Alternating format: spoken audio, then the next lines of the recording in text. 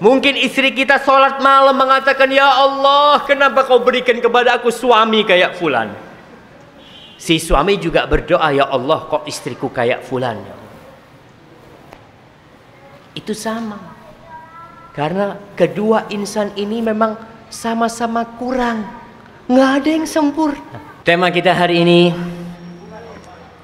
tentang rumah tangga tentunya. Kenapa sih kita menikah?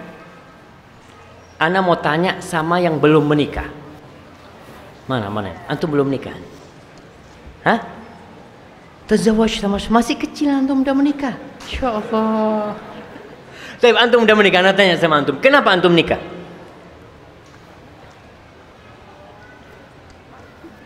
Ingin menyempurnakan separuh agama. Masya Allah. Sekarang udah sempurna separuh. Tinggal separuhnya lagi. Masya Allah. Fadhal, kasih hadiah antum. Baik, ana mau tanya yang sudah kawin lama, yang udah tua renta, Masya Allah. Oh, ada bapak kita, Pak. Afwan, Pak, saya ini. Bapak udah berapa tahun menikah, Pak? 30 lebih, Masya Allah. Nggak pernah ada gonjang-ganjing di rumahnya, Pak. Sedikit gesekan tapi terus berjalan. Kenapa Bapak menikah? Kenapa Bapak menikah? Masya Allah. Untuk menyempurnakan separuh agama. Fadhol. Kasih buat kita. Kayaknya jawabannya sama semua. Ada yang lainnya? Fadhol. Sakinah, mawaddah dan rahmah. Antum udah nikah? Oh, belum, masih menghayal dia ini. Kasih hadiah nggak apa-apa. Iya, ada orang-orang yang berpikir nikah tuh zen, Masya Allah. Ente zuwat hada ajib. Nikmat nikah itu, sakinah, mawaddah dan rahmah. Iya, tapi yang sudah nikah akhirnya, ya Ustaz, untuk menyempurnakan agama aja Ustaz. Jadi nggak ada lagi sakinah, mawaddah dan rahmah. Masa nggak ada, Pak? Adalah, insya Allah. Allah Jalla Jalaluh mensyariatkan pernikahan. Salah satu tujuan yang indah dari pernikahan itu adalah merasakan kebahagiaan di muka bumi. Allah berfirman, wa min ayatihi an ja'ala lakum min anfusikum azwaja. Untuk apa? Litaskunu ilaiha, agar engkau merasa tentram, condong, damai. Dan itu hakikatus sa'adah. Hakikat sa'adah, hakikat kebahagiaan seseorang itu bukan rumah yang mewah, bukan duit yang banyak, tapi diantaranya adalah sakinah, ketentraman di dalam hati. Di mana didapatkan ketentraman? Salah satunya di istri. Litaskunu ilaiha, cinta dan kasih sayang nih. Anak-anak yang baru gede, anak-anak yang baru gede, yang berpikir nikah itu harus cinta lebih dahulu. Jangan mau dibohongin dengan ucapan seperti itu. Nggak harus engkau menikah dengan seseorang padahal engkau belum cinta sama dia. Aman. Karena yang menjadikan cinta dan kasih sayang adalah Allah Jalla Jalaluh.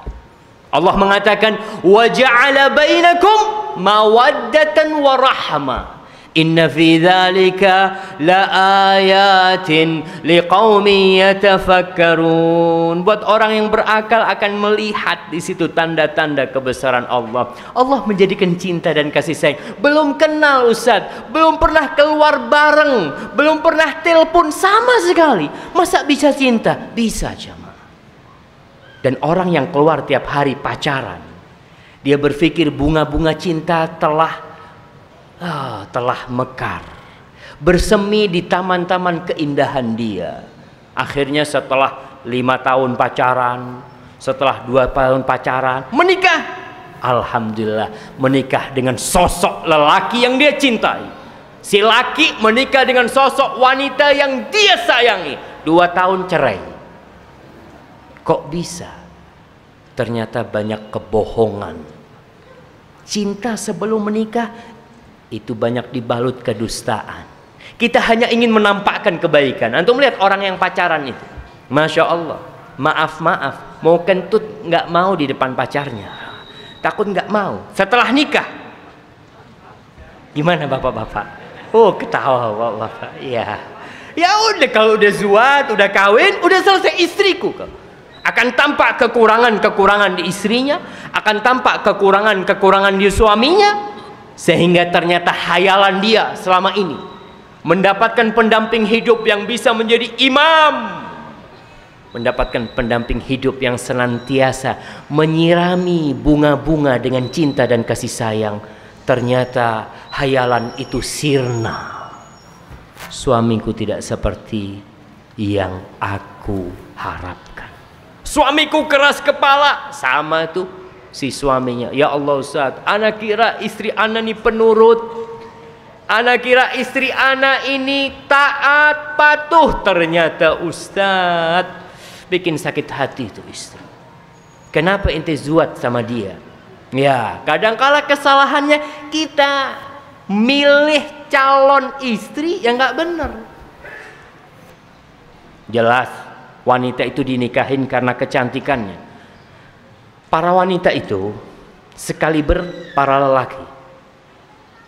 Para wanita itu menunggu pasar.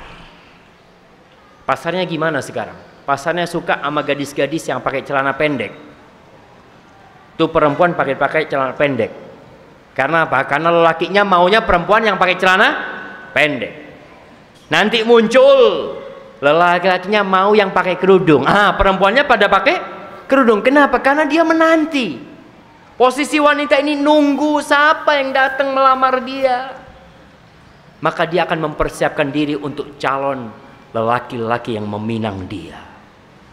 Kadangkala kita ini yang salah pilih. Ada yang memilih kecantikannya, subhanallah jamaah. Kecantikan itu bertahan berapa lama? Berapa lama sih? Kita lihat bapak-bapak yang dulu menikah dengan istrinya yang cantik, bunga desa. Sepurwokerto nggak ada yang lebih cantik dari dia, Ustadz, masya Allah. Dapat setahun dipandang-pandang harimnya. Ternyata ente cuma kayak gini aja ya. Mulai dia melirik. Rumput tetangga lebih hijau dari rumput sendiri.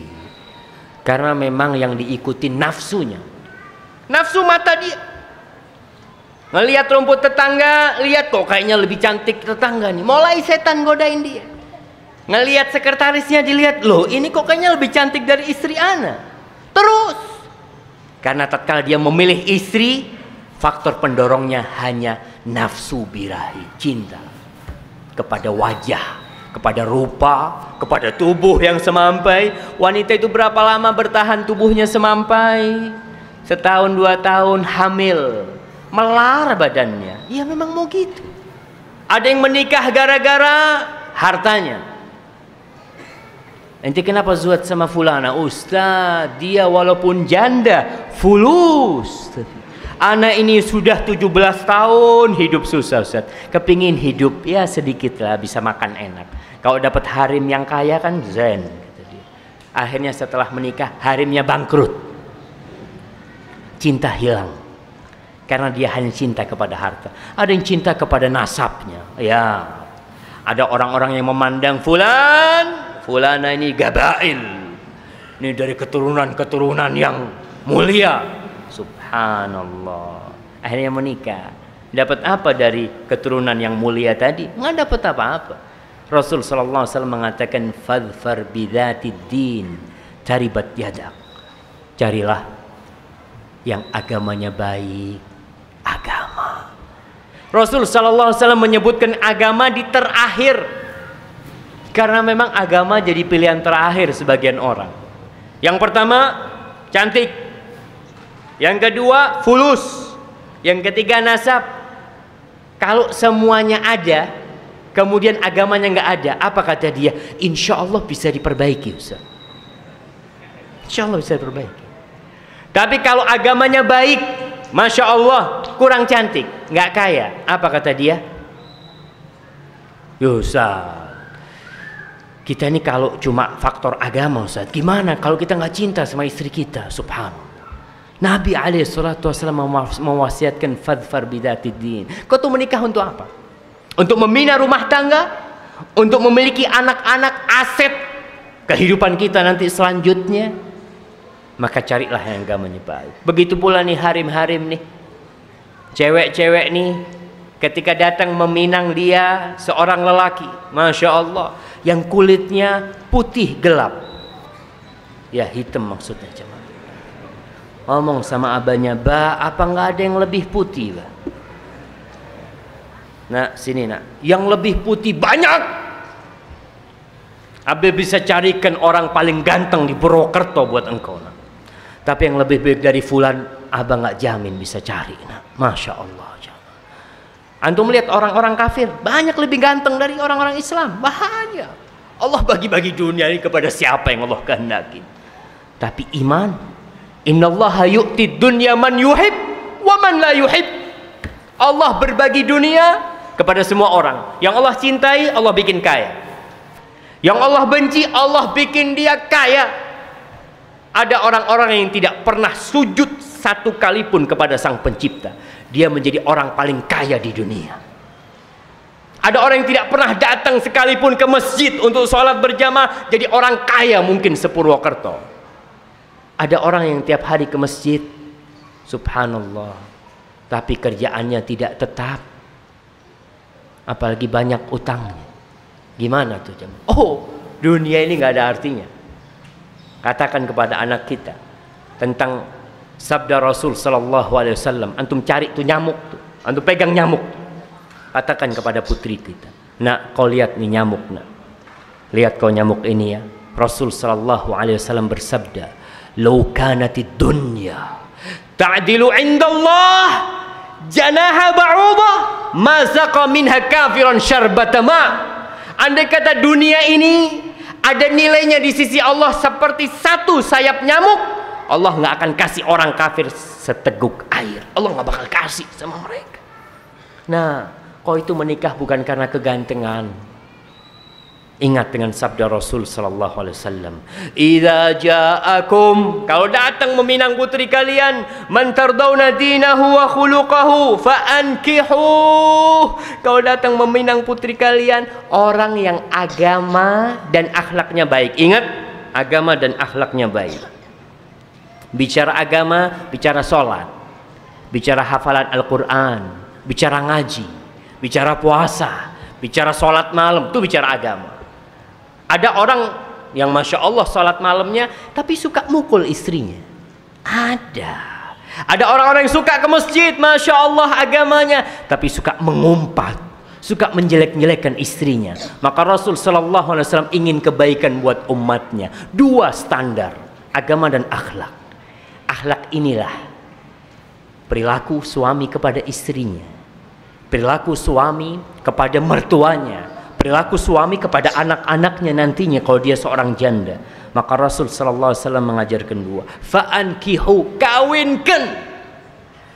Para sahabat bertanya kepada Rasul sallallahu alaihi wasallam, in kana fihi, wahai Rasulullah, gimana nih kalau lelaki yang meminang putri kita?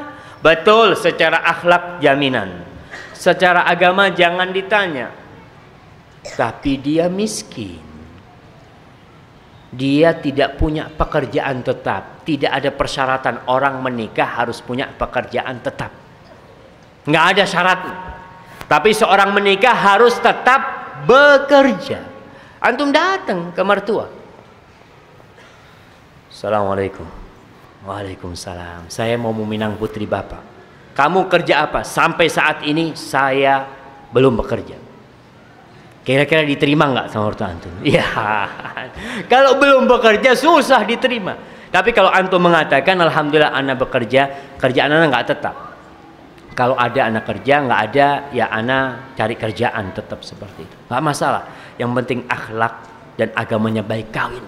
Para sahabat bertanya, in kana fi, mungkin dia bukan dari keturunan Gabilah yang tinggi, marga yang agung. Rasul sallallahu alaihi wasallam mengulangi sabdanya, idza ja'akum man tardawna dinahu wa khuluquhu fa'ankihu, kawinkan. Kalau datang meminang putri kalian, meminang adik kalian, meminang siapa aja wanita yang jadi tanggung jawab kalian, orang yang agama dan akhlaknya baik, kawinkan. Kalau tidak, takun fitnatun fil ardi wa fasadun kabir. Akan terjadi fitnah, kekacauan di muka bumi ini dan kerusakan yang sangat besar sekali. Maka ingat, kalau ada yang meminang, lihat agamanya. Kalau tidak, anak kita akan dijadikan mainan. Banyak anak-anak yang membangun rumah tangga, dia ingin cerai, tapi dia tidak ingin menyakiti hati orang tuanya. Dia bertahan di rumah itu karena ternyata orang tuanya memilihkan calon suami yang tidak sesuai dengan standar Rasulullah Sallallahu Alaihi Wasallam. Banyak orang tua yang menikahkan putrinya melihat fulus. Fulan masya Allah fulus, jadi ente nak, ente insya Allah kalau zuat sama fulan, ente senang hidupnya. Belum tentu jamaah. Fulus tidak membuat bahagia, tapi yang membuat bahagia adalah ketentraman dan kedamaian di dalam hati. Terus gimana Ustaz sekarang orang-orang yang sudah menikah, yang pernikahan mereka mungkin harapannya bisa membuahkan kebahagiaan, bisa mendatangkan sakinah, mawaddah dan rahmah, tapi ternyata sebagian mendapatkan suami atau pasangan hidup yang keras kepala. Itu ada.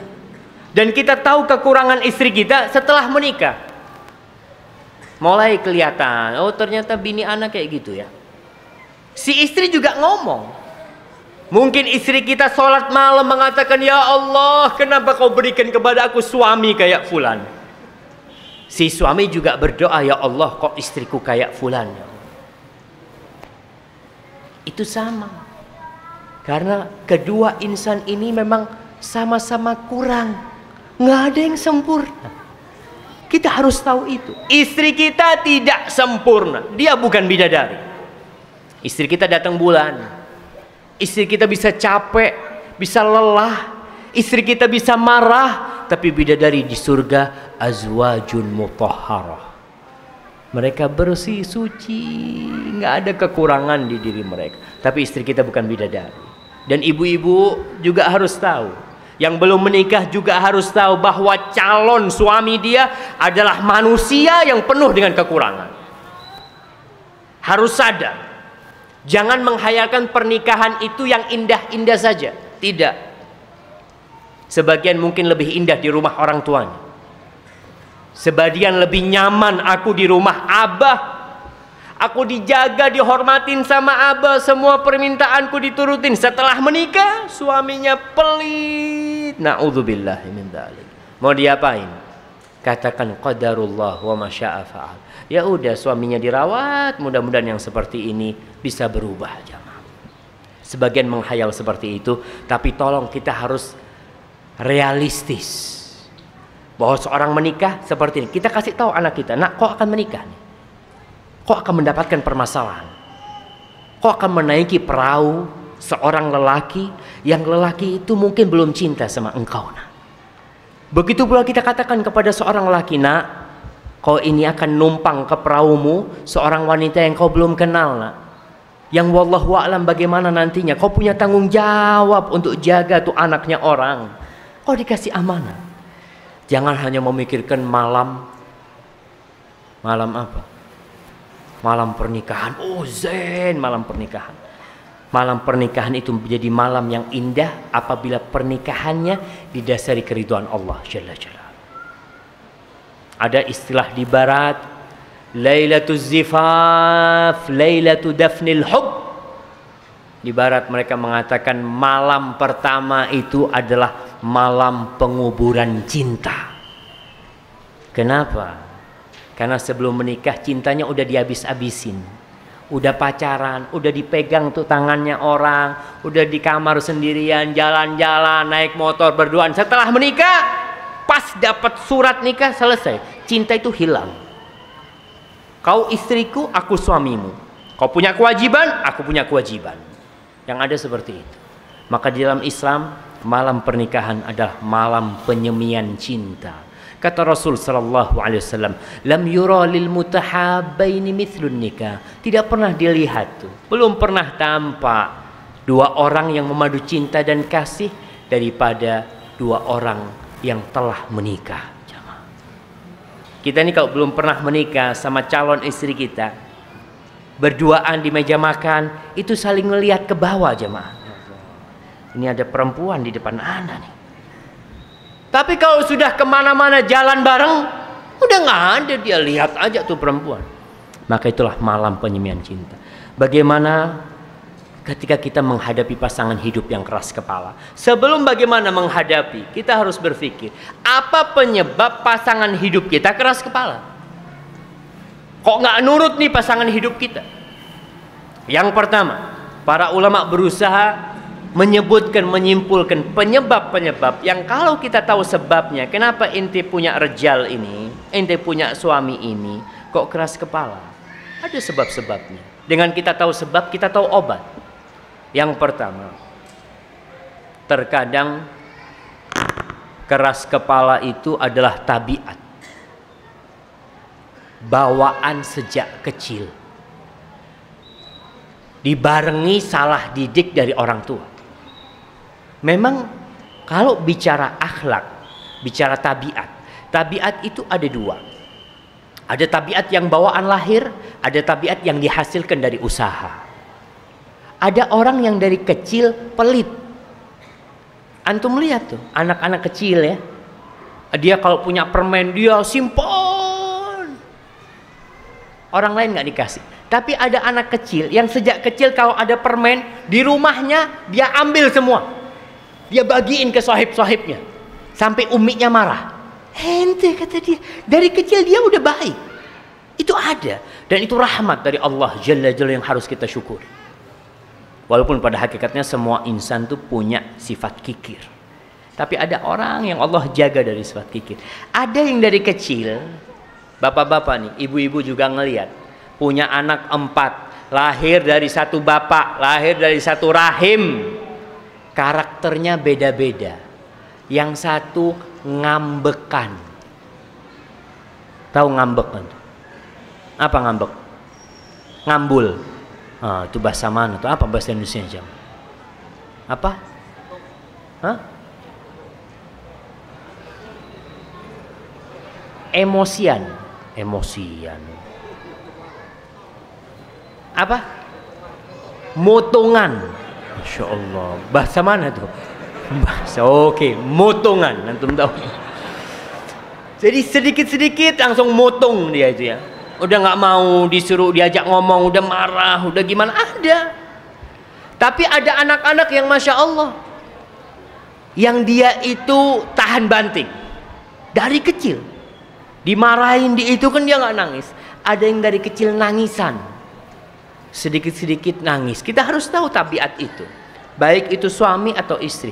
Ada yang dari kecil penakut, ada yang dari kecil pemberani. Mungkin pasangan hidup kita memang bawaannya keras kepala. Itu terjadi.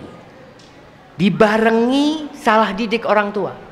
Sebagian orang tua itu kalau ada anaknya mutung ya, minta permen, nangis, dia duduk, kadang-kala sampai muter-muter, akhirnya orang tuanya beliin. Ya udah nih, es krim. Si anak nih mikir, oh begini caranya. Harus nangis dulu kalau kepingin. Ya. Datang ke toko, Pak, minta permen. Oh enggak, jangan batuk. Bismillah, nangis dia. Dapat permen, jazakallah khair. Udah tahu dia tuh caranya. Ini ketika dia menikah sama nantinya.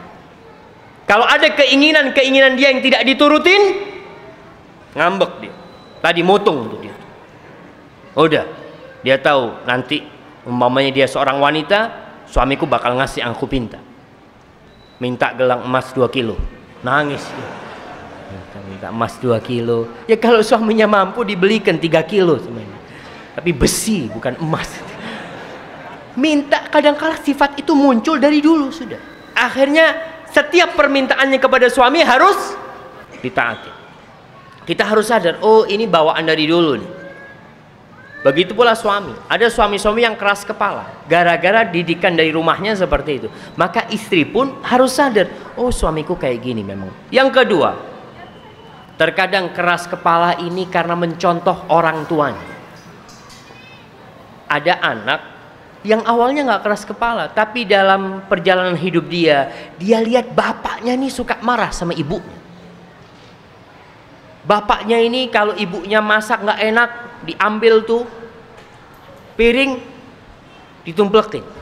Si anak melihat, oh seperti itu caranya. Terus begitu pula seorang istri. Ada seorang istri yang melihat di rumahnya itu pemimpinnya ibunya. Jadi di rumah tangga dia, bapak itu di bawah kontrol ibunya.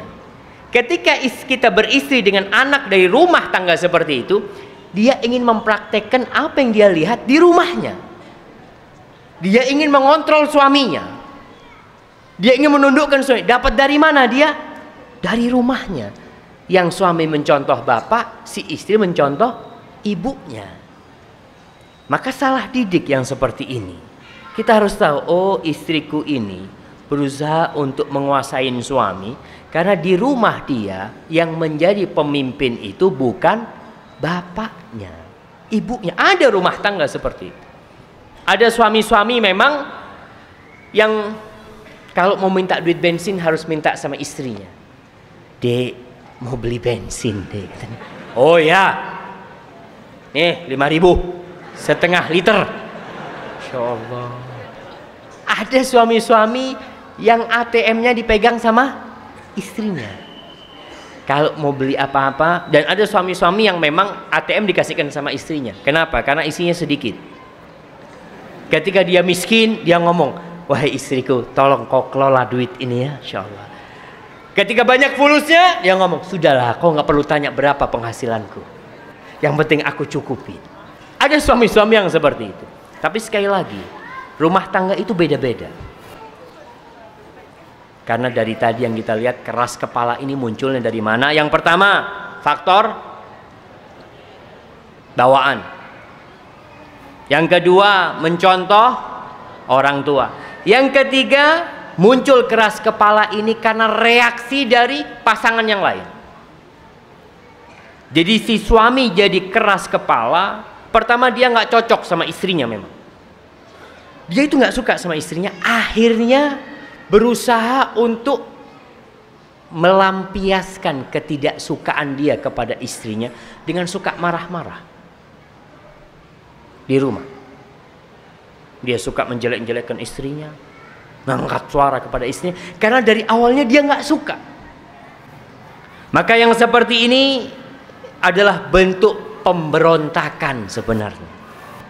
Kalau itu seorang istri, dia nggak suka sama suaminya, akhirnya dia disuruh sama suaminya nggak nurut, nggak taat. Pada hakikatnya dia itu tabiatnya penurut, karena dia lagi nggak cocok sama suami.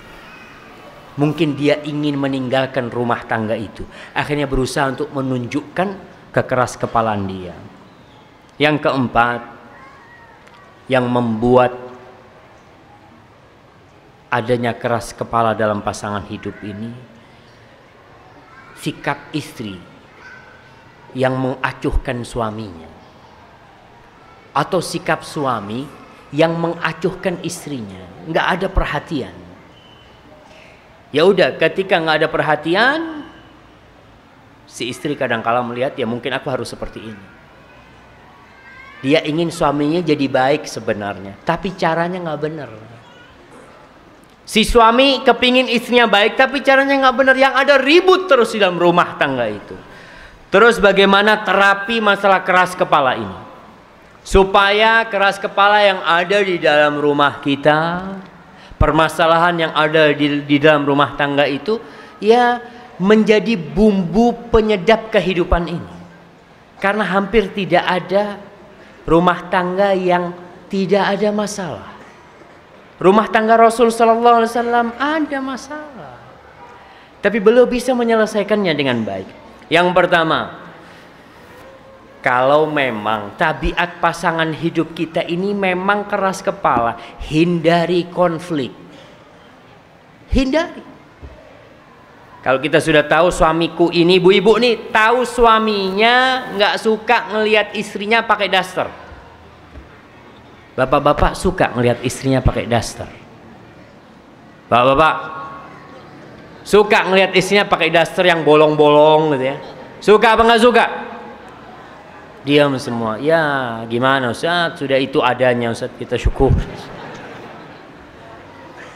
Enggak, rata-rata lelaki itu suka dengan wanita yang cantik, dengan pakaiannya yang seksi. Masya Allah. Antum bisa bayangkan masuk rumah, istri dengan pakaian mini, dengan pakaian yang seksi. Antum mungkin, na'udzubillah, ente lagi kenapa? Kata dia, karena biasa pakai dasar. Maka ibu-ibu ngeliat tuh, suaminya tahu nggak suka, apa yang tidak disukai dengan suaminya, tinggalkan. Nggak perlu mengatakan ya biarin dialah nggak suka. Apa urusan anak?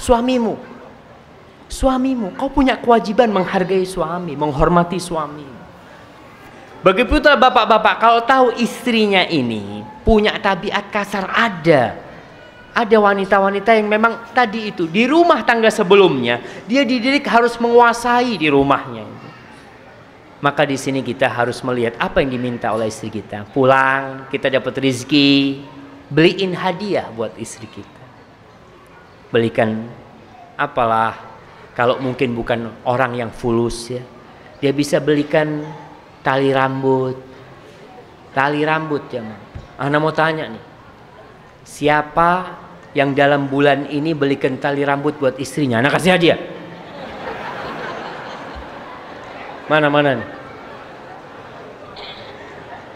Masa nggak ada? Tali rambut apa? Wah, baju mah biasa itu mah. Tapi ada aksesoris yang perempuan tuh suka. Kita lewat toko berhenti. Ada tali rambut yang baik ya, ada jepit rambut yang baik, bungkus yang bagus tuh kasih. Ibu-ibu seneng nggak dibeliin tali rambut? Apa katanya? Diam semuanya. Kalau tali rambut mah banyak Ustaz. Emas Ustaz. Ya harim-harim sukanya sama zahab, sama emas. Maunya yang kuning-kuning, belikan yang kuning-kuning. Ya maksudnya belikan gelang-gelang kuning yang aksesoris ada. Usahakanlah kita melihat istri kita nih harus diobatin. Dia nih sakit. Dari rumahnya kita bawa memang dia keras kepala. Kita hindarin. Ketika masuk rumah, istri kita lagi marah, jangan marah.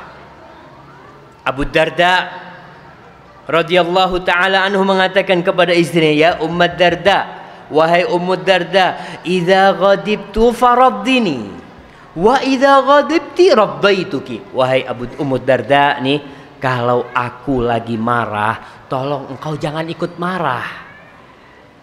Kadangkala istri ngomong, Ustadz, ana nggak salah Ustadz, dia yang salah. Ya mana mau ana disalahkan, jangan. Ini kita tahu, suami tahu udah keras kepala. Kalau dia lagi marah, udah ngomong maaf. Maafkan aku, seperti sabda Rasul SAW, seorang wanita yang penghuni surga itu kalau suaminya lagi marah, kalau si perempuan lagi disakitin, perempuan itu akan datang kepada suaminya, dia letakkan tangannya di tangan suaminya, hadhihi yadi fi yadika la aktahilu bi ghamdin hatta tarda. Wahai suamiku, tanganku ada di tanganmu nih, aku nggak akan tidur, aku tidak akan memejamkan mataku sampai engkau ridho kepada aku. Masya Allah. Padahal yang salah suaminya. Perempuan kayak gini nih, itu yang bisa menyelesaikan masalah rumah tangga. Tapi kalau perempuannya sok, dia ngeliat suaminya marah, ente mau marah, duduk sini, kita marah-marahan. Nanti yang ada bertengkar seperti itu. Hindari konflik lah. Kemudian tadi, berikan tambahan perhatian. Tambahkan kasih sayang dengan kita berbagi hadiah ya kepada istri kita yang mungkin dia tadi itu keras di rumahnya. Insya Allah jamaah, ibu-ibu nih dengerin juga, kalau suami ibu-ibu itu macan, singa yang ganas. Singa tuh bisa tunduk nggak? Bisa ditundukkan. Singa yang biasanya melihat manusia menerkam, diginikan datang. Masya Allah, kalau singa bisa, masa suami ibu-ibu nggak bisa? Bisa. Pakai apa Ustaz? Jangan pakai pelet, dosa. Ada orang-orang yang pakai ilmu pengasihan, tuh ilmu-ilmu yang kesyirik-syirikan tuh hati-hati, tuh banyak tuh dijauh. Datang kepada dukun, walaupun dukun sudah berkurang sekarang, yang ada kikun. Iya. Ada ustadz dukun pakai peci putih. Ketika ada orang, oh ibu mau menundukkan pasangan ibu, masya Allah, ibu saya nggak mau dibayar, ada maharnya. Oh, kalau mahar kan syariat ini, sesuai syariat. Berapa maharnya Pak? Hati-hati, seperti ada cara yang sesuai dengan syariat. Ketika ingin menundukkan suami, berikan perhatian kepada suami. Ketika suami datang, ketok rumah, assalamualaikum. Assalamualaikum. Si istri ternyata lagi goreng. Biarlah buka sendiri, dia bentar lagi juga masuk. Jangan seperti itu. Matikan kompornya, datang kepada suami, bukain. Masya Allah bang, ya tahu suaminya ini keras kepalan. Ahlan bang, fadhol bang, abang mau yang dingin apa yang hangat? Allahu Akbar. Siapa kalau masuk rumah ditanyain sama istrinya, bang mau yang dingin apa yang hangat? Anak kasih hadiah. Masa semasjid nggak ada? Sepurwokerto. Ibu, bapak-bapak tuh nggak boleh melupakan kebaikan istrinya. Nanti ibu-ibu ada yang marah, itu Ustaz dolim. Padahal anak setiap bukain pintu itu anak tanyakan, masa nggak ada jamaah? Yang pengantin baru masa nggak ada? Anak izin minum. Bismillah.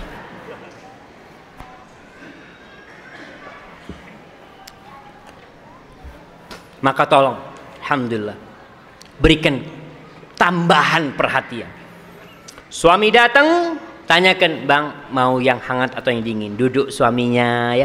Kadangkala istri kan suaminya telat datang malam, si istri udah nunggu di depan pintu. Iya, ntar lagi anak marahin. Jangan, suaminya mau dimarahin jangan. Biar dia datang masuk rumah. Masya Allah bang, abang capek tentunya sampai telat datangnya bangnya. Masya Allah, sini bang, abang duduklah, anak pijetin kakinya, dipijetin ya. Itu subhanallah. Suami yang awalnya mungkin benci sama istrinya, tunduk lepek-lepek sama istrinya. Itu diperbolehkan dalam Islam dengan memberikan perhatian untuk ngobatin yang sakit ini tentunya. Kemudian membiasakan diri untuk mengalah. Ketika mulai ada keributan di rumah, ngalah. Kata orang Jawa, sing waras ngalah. Bapak-bapak istrinya lagi sakit hati, lagi marah sama kita, bapak-bapak tenang, harus adem. Rasul sallallahu alaihi wasallam mengatakan, ana za'imun bi baitin fi rabadil jannah liman tarakal mira'a wa in kana muhiqqan. Kata Rasul sallallahu alaihi wasallam, aku menjaminkan apa? Menjaminkan sebuah rumah di pelataran surga bagi seorang yang meninggalkan, insyaallah. Oke, siap jemaah. Itu ada jemaah-jemaah yang belum bisa masuk ya. Mungkin yang kosong bisa maju ke depan sedikit. Antum nggak perlu ngelihat ke belakang, mana jemaahnya gitu. Antum maju aja ke depan. Ini panitia yang ngomong jemaah. Insya Allah panitianya thiqah, bisa dipercaya jemaah. Jangan, subhanallah ya, kita ini ikhwan, kita ini satu saudara. Kalau masuk masjid terjadi gesekan itu biasa. Kadangkala ada orang baru datang nempatin tempat kita dan kakinya naik di atas paha kita. Ya Allah, ini udah dikasih tempat nggak tahu diri. Antum subhanallah, antum meluaskan tempat duduk antum itu jangan karena dia. Ya ayyuhalladzina amanu idza qila lakum tafassahu fil majalis fafsahu yafsahillah. Antum meluaskan majelis antum itu karena Allah. Tapi kalau antum meluaskan majelis antum karena teman antum, yang ada loro ati. Iya biasa, bergaul sama orang itu banyak orang-orang yang tidak pandai bersyukur. Tapi biarkan. Kok sampai situ anak Ustaz? Antum tadi motong ana di mana? Di mana? Oke. Bismillah.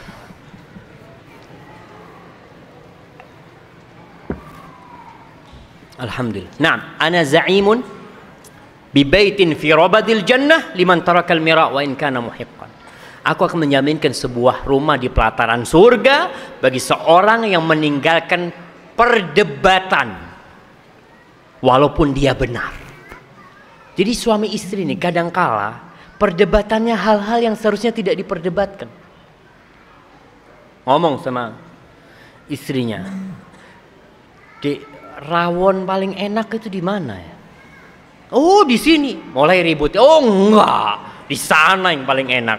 "Oh, ente belum nyoba." "Ana udah nyoba di sana." Mulai ribut gara-gara rawon. Ada hal-hal yang tidak perlu diperdebatkan. Ada seorang suami istri, ini cerita ini benar. Suami istri lagi nonton bola. Suami istri sama-sama suka bola, nonton bola di Arab sana nih. Si istri pegang A, si suami pegang B. Ketika ngelihat ternyata jagoan istrinya menang, kata istrinya, "Ore, menang." Apa kata suaminya? "Anti tolik, engkau aku ceraikan." Oh, wah, karena sakit hati gitu kan. Makanya hal-hal yang tidak bermanfaat, hati-hati. Jangan sampai berdebat untuk sesuatu yang remeh, sesuatu yang memang udahlah ngalah. Tapi seorang istri kalau lagi ngalah nggak perlu ngomong sama suaminya, "Iyalah bang, yang waras ngalah, anak ngalah." Itu berantem lagi karena merasa suaminya nggak waras gitu kan. Udah bismillah. Jadi suami pun ketika istrinya marah katakan, "Astagfirullah, astagfirullahaladzim. Aku mohon maaf kepadamu wahai istriku. Aku mohon maaf atas segala dosaku." Padahal yang salah istrinya kan. Tapi kita maaf, selesai. Si istri akan cinta sama kita. Tapi kalau suami nggak pandai menyelesaikan masalah di rumah tangga itu, ribut terusnya, maka yang waras ngalah. Kemudian ibu-ibu jangan pernah menantang suaminya. Jangan pernah. Kalau menantang suami berarti yang kalah ibu. Karena suami sebagai pemimpin, dia tuh sebagai pemimpin harus dihormatin, harus dihargain. Kalaupun dia punya salah, beda caranya. Di dalam Islam bagaimana memperbaiki komandan dan bagaimana memperbaiki anak buah. Bagaimana Islam menjelaskan kepada umat manusia tentunya, kepada para suami, kalau istrinya nggak baik. Nih cara suami memperbaiki istri yang salah. Kalau yang keras kepala tadi udah kita jelasin. Kita harus tahu yang pertama bahwa istri kita tuh memang bengkok. Bengkok. Rasul sallallahu alaihi wasallam menekankan hal itu supaya suami sadar bahwa istri dia memang seperti itu. Memiliki kesalahan-kesalahan yang susah untuk diperbaiki. Nabi alaihi salatu wasallam mengatakan, "Istawsu bin nisa fa innal mar'ata khuliqat min dhila." Kalian jaga tuh perempuan. Nabi memberikan wasiatku agar kalian menghargai itu perempuan, menjaga itu wanita. Kenapa? Karena sesungguhnya wanita itu diciptakan dari tulang rusuk yang bengkok. Fa inna a'waja syai'in fid dhila'i a'la. Yang paling bengkok yang paling atas tulang rusuk itu. Fa in dhahabta tuqimu, kalau kau ingin luruskan, kasarta, patah. Wa in taraktahu lam yazal a'waj. Kalau kau biarkan dia akan tetap bengkok. Terus gimana? Fastausu bin nisa. Udahlah, kau yang penting tahu istrimu tuh kayak gini. Dalam hadis lain Rasul sallallahu alaihi wasallam mengatakan, "Fadariha ta'ish biha." Kau berusaha berlemah lembut dengan perempuan itu, insya Allah rumah tanggamu akan bertahan. Nggak lama kita hidup di dunia. Bismillah lah yang ada ini diopeni di rumah. Terus Allah Jalla Jalaluhu mengatakan, "Wa inimra'atun." Oh bukan, ini berkaitan dengan wanita, dengan kaum lelaki. "Wallati takhafuna nusyuzahunna." Dalam surat An-Nisa ayat 34 Allah mengatakan, dan wanita-wanita yang kalian takut mereka itu tidak taat, nggak nurut sama suaminya, apa yang harus dilakukan? Kata Allah Jalla Jalaluhu mengatakan, "Fa'idhuhun." Kasih nasihat dia. Bagaimana cara memberikan nasihat kepada istri? Balutlah nasihat dengan cinta dan kasih sayang. Dia tuh istri kita. Beda kita ngasih nasihat kepada anak buah di tempat kerja kita. Kita panggil dia, kita marahin dia. Enggak. Kalau tuh istri kita, kata Allah, "Fa'idhuhun." Apa mau idhah itu? Nasihat yang berbalut dengan, ya Allah, kelembutan. Dengan iming-iming kebaikan buat dia. Itu mau idhah. Makan bersama, cari waktu yang tepat. Setelah makan, wahai istriku, subhanallah ya, Tidak pernah dalam bayanganku aku menikah dengan wanita lain. Masya Allah. Setiap aku keluar rumah, yang ada dalam bayanganku hanya wajahmu. Si istri ketika dapat kata-kata seperti itu, mulai hatinya terbuka. Kalau aku bisa minta sama engkau, wahai istriku, tolonglah kau jangan keluar rumah kecuali dengan izinku. Ternyata suaminya mau nasehatin istrinya. Tapi kalau ngasih nasihat kepada istri, ente duduk sini. Ana ini sudah menikah 17 tahun sama ente. Udah capek ana ngasih nasihat ente. Waduh. Kata si istri, sama bang. Ana 17 tahun udah sabar ngadepin ente juga. Nggak selesai. Tapi kalau kita balut dengan cinta dan kasih sayang, ya, nggak perlu kita bacakan ar-rijalu qawwamuna 'alan nisa. Ente nggak tahu tuh, aku tuh pemimpin di rumah. Bacakan firman Allah, bacakan hadis Rasul sallallahu alaihi wasallam. Si istri ribut yang ada. Tapi kalau kita datang, kita kasih nasihat dengan balutan cinta dan kasih sayang, insya Allah mau. Tapi ada yang nggak bisa diperbaikin dengan nasihat. Bagaimana caranya? Wahjuruhunna fil madaji'. Nih, cara yang kedua, ditinggalkan, dihajar, diranjang. Bukan pisah ranjang, tapi tetap satu ranjang, hanya tidak diajak berbicara tuh istrinya. Dikasih punggung. Biasanya kalau tidur berhadapan, di ranjang itu tempat tidur itu, tidurnya berbalikan. Si istri ngadep kita, kita kasih punggung tuh. Karena ini kalau suami di situ nggak bisa tahan, masih butuh sama istrinya. Ada suami-suami, ya Ustaz gimana anak butuh sama istri anak. Si istri akan merasa benar, suamiku nggak bakal bisa meninggalkan aku. Dia masih butuh sama aku. Allah menganjurkan kepada kita, wahjuruhunna fil madaji'. Tinggalkan, jangan dihubungin istri kita. Tapi kalau tiap hari memang biasa ngasih punggung, si istri biasa. Memang biasa kayak gitu dia, Ustaz. Nggak merasa dikasih nasihat dia. Tapi suami yang romantis sama istrinya. Ini Allah berbicara tentang suami yang memang dia biasa tidur sama istrinya, melihat wajah istrinya, berbicara dengan istrinya. Rasul sallallahu alaihi wasallam sebelum tidur tuh ngobrol sama istrinya, jemaah. Setelah ngobrol baru beliau tidur. Di antara kita ada yang datang dari tempat kerjanya, ngomong sama istrinya, "Afan, jangan diganggu ana mau tidur, ana capek." Ketika dia hendak memberikan nasihat istrinya lewat cara ranjang ini, nggak berhasil. Karena dia memang seperti itu. Maka orang-orang yang romantis, orang-orang yang cinta kepada istrinya, ketika dia tidak ngajak bicara istrinya, ketika diranjang dia berbalik arah, si istri akan sadar, ya Allah, ada apa dengan suamiku? Mungkin ada kesalahan-kesalahan aku yang belum aku rubah. Dia akan mengevaluasi diri. Taib, ada istri-istri yang tidak bisa diperbaiki dengan cara seperti itu. Sudah nggak diajak ngomong, nggak digaulin di tempat tidur, tetap bantah, Ustaz. Wadribuhun, pukul dia. Subhanallah. Islam menyuruh memukul. Naam, ini perintah Allah dan kita bangga sebagai seorang muslim dengan perintah Allah ini. Karena sekarang muncul pendidikan tanpa memukul. Muncul, nggak boleh mukul. Islam boleh mukul. Dan aku bangga sebagai muslim ada asas syariat ini. Karena ini syariat yang tidak bisa ditinggalkan. Orang mengatakan nggak boleh mukul, tapi mereka tetap mengadakan hukum pukul. Di dalam Islam memukul itu diatur. Kapan anak dipukul? Setelah umur 10 tahun. Suruh ajarin sholat umur 7 tahun, 10 tahun, 3 tahun nih masa memperbaiki anak tuh. 3 tahun nggak mau sholat baru dipukul. Tapi mukulnya tidak sampai mememarkan, nggak boleh mukul wajah, nggak boleh sampai melukai, nggak boleh. Memukul dengan cinta dan kasih sayang. Orang tua mukul anaknya bukan emosi, tapi dia memukul anaknya dengan cinta. Suami sama, dia pukul istrinya, apa yang dipukul? Pegang tangannya dia, ambil full pen pukul. Dek, betul loh jamaah. Kalau kita nggak pernah mukul dia, kalau kita nggak pernah berantem sama dia, ketika kita pukul tangan dia, sebenarnya kita sedang memukul hati dia. Yang sakit tuh hatinya, ya Allah, suamiku tidak pernah melakukan ini. Tapi kalau biasa berantem dipukul pakai full pen, ya kurang sakit lah bang, ente. Berantem. Tapi kita berbicara tentang suami yang soleh, suami yang cinta dan menghargai istrinya, yang istri tahu.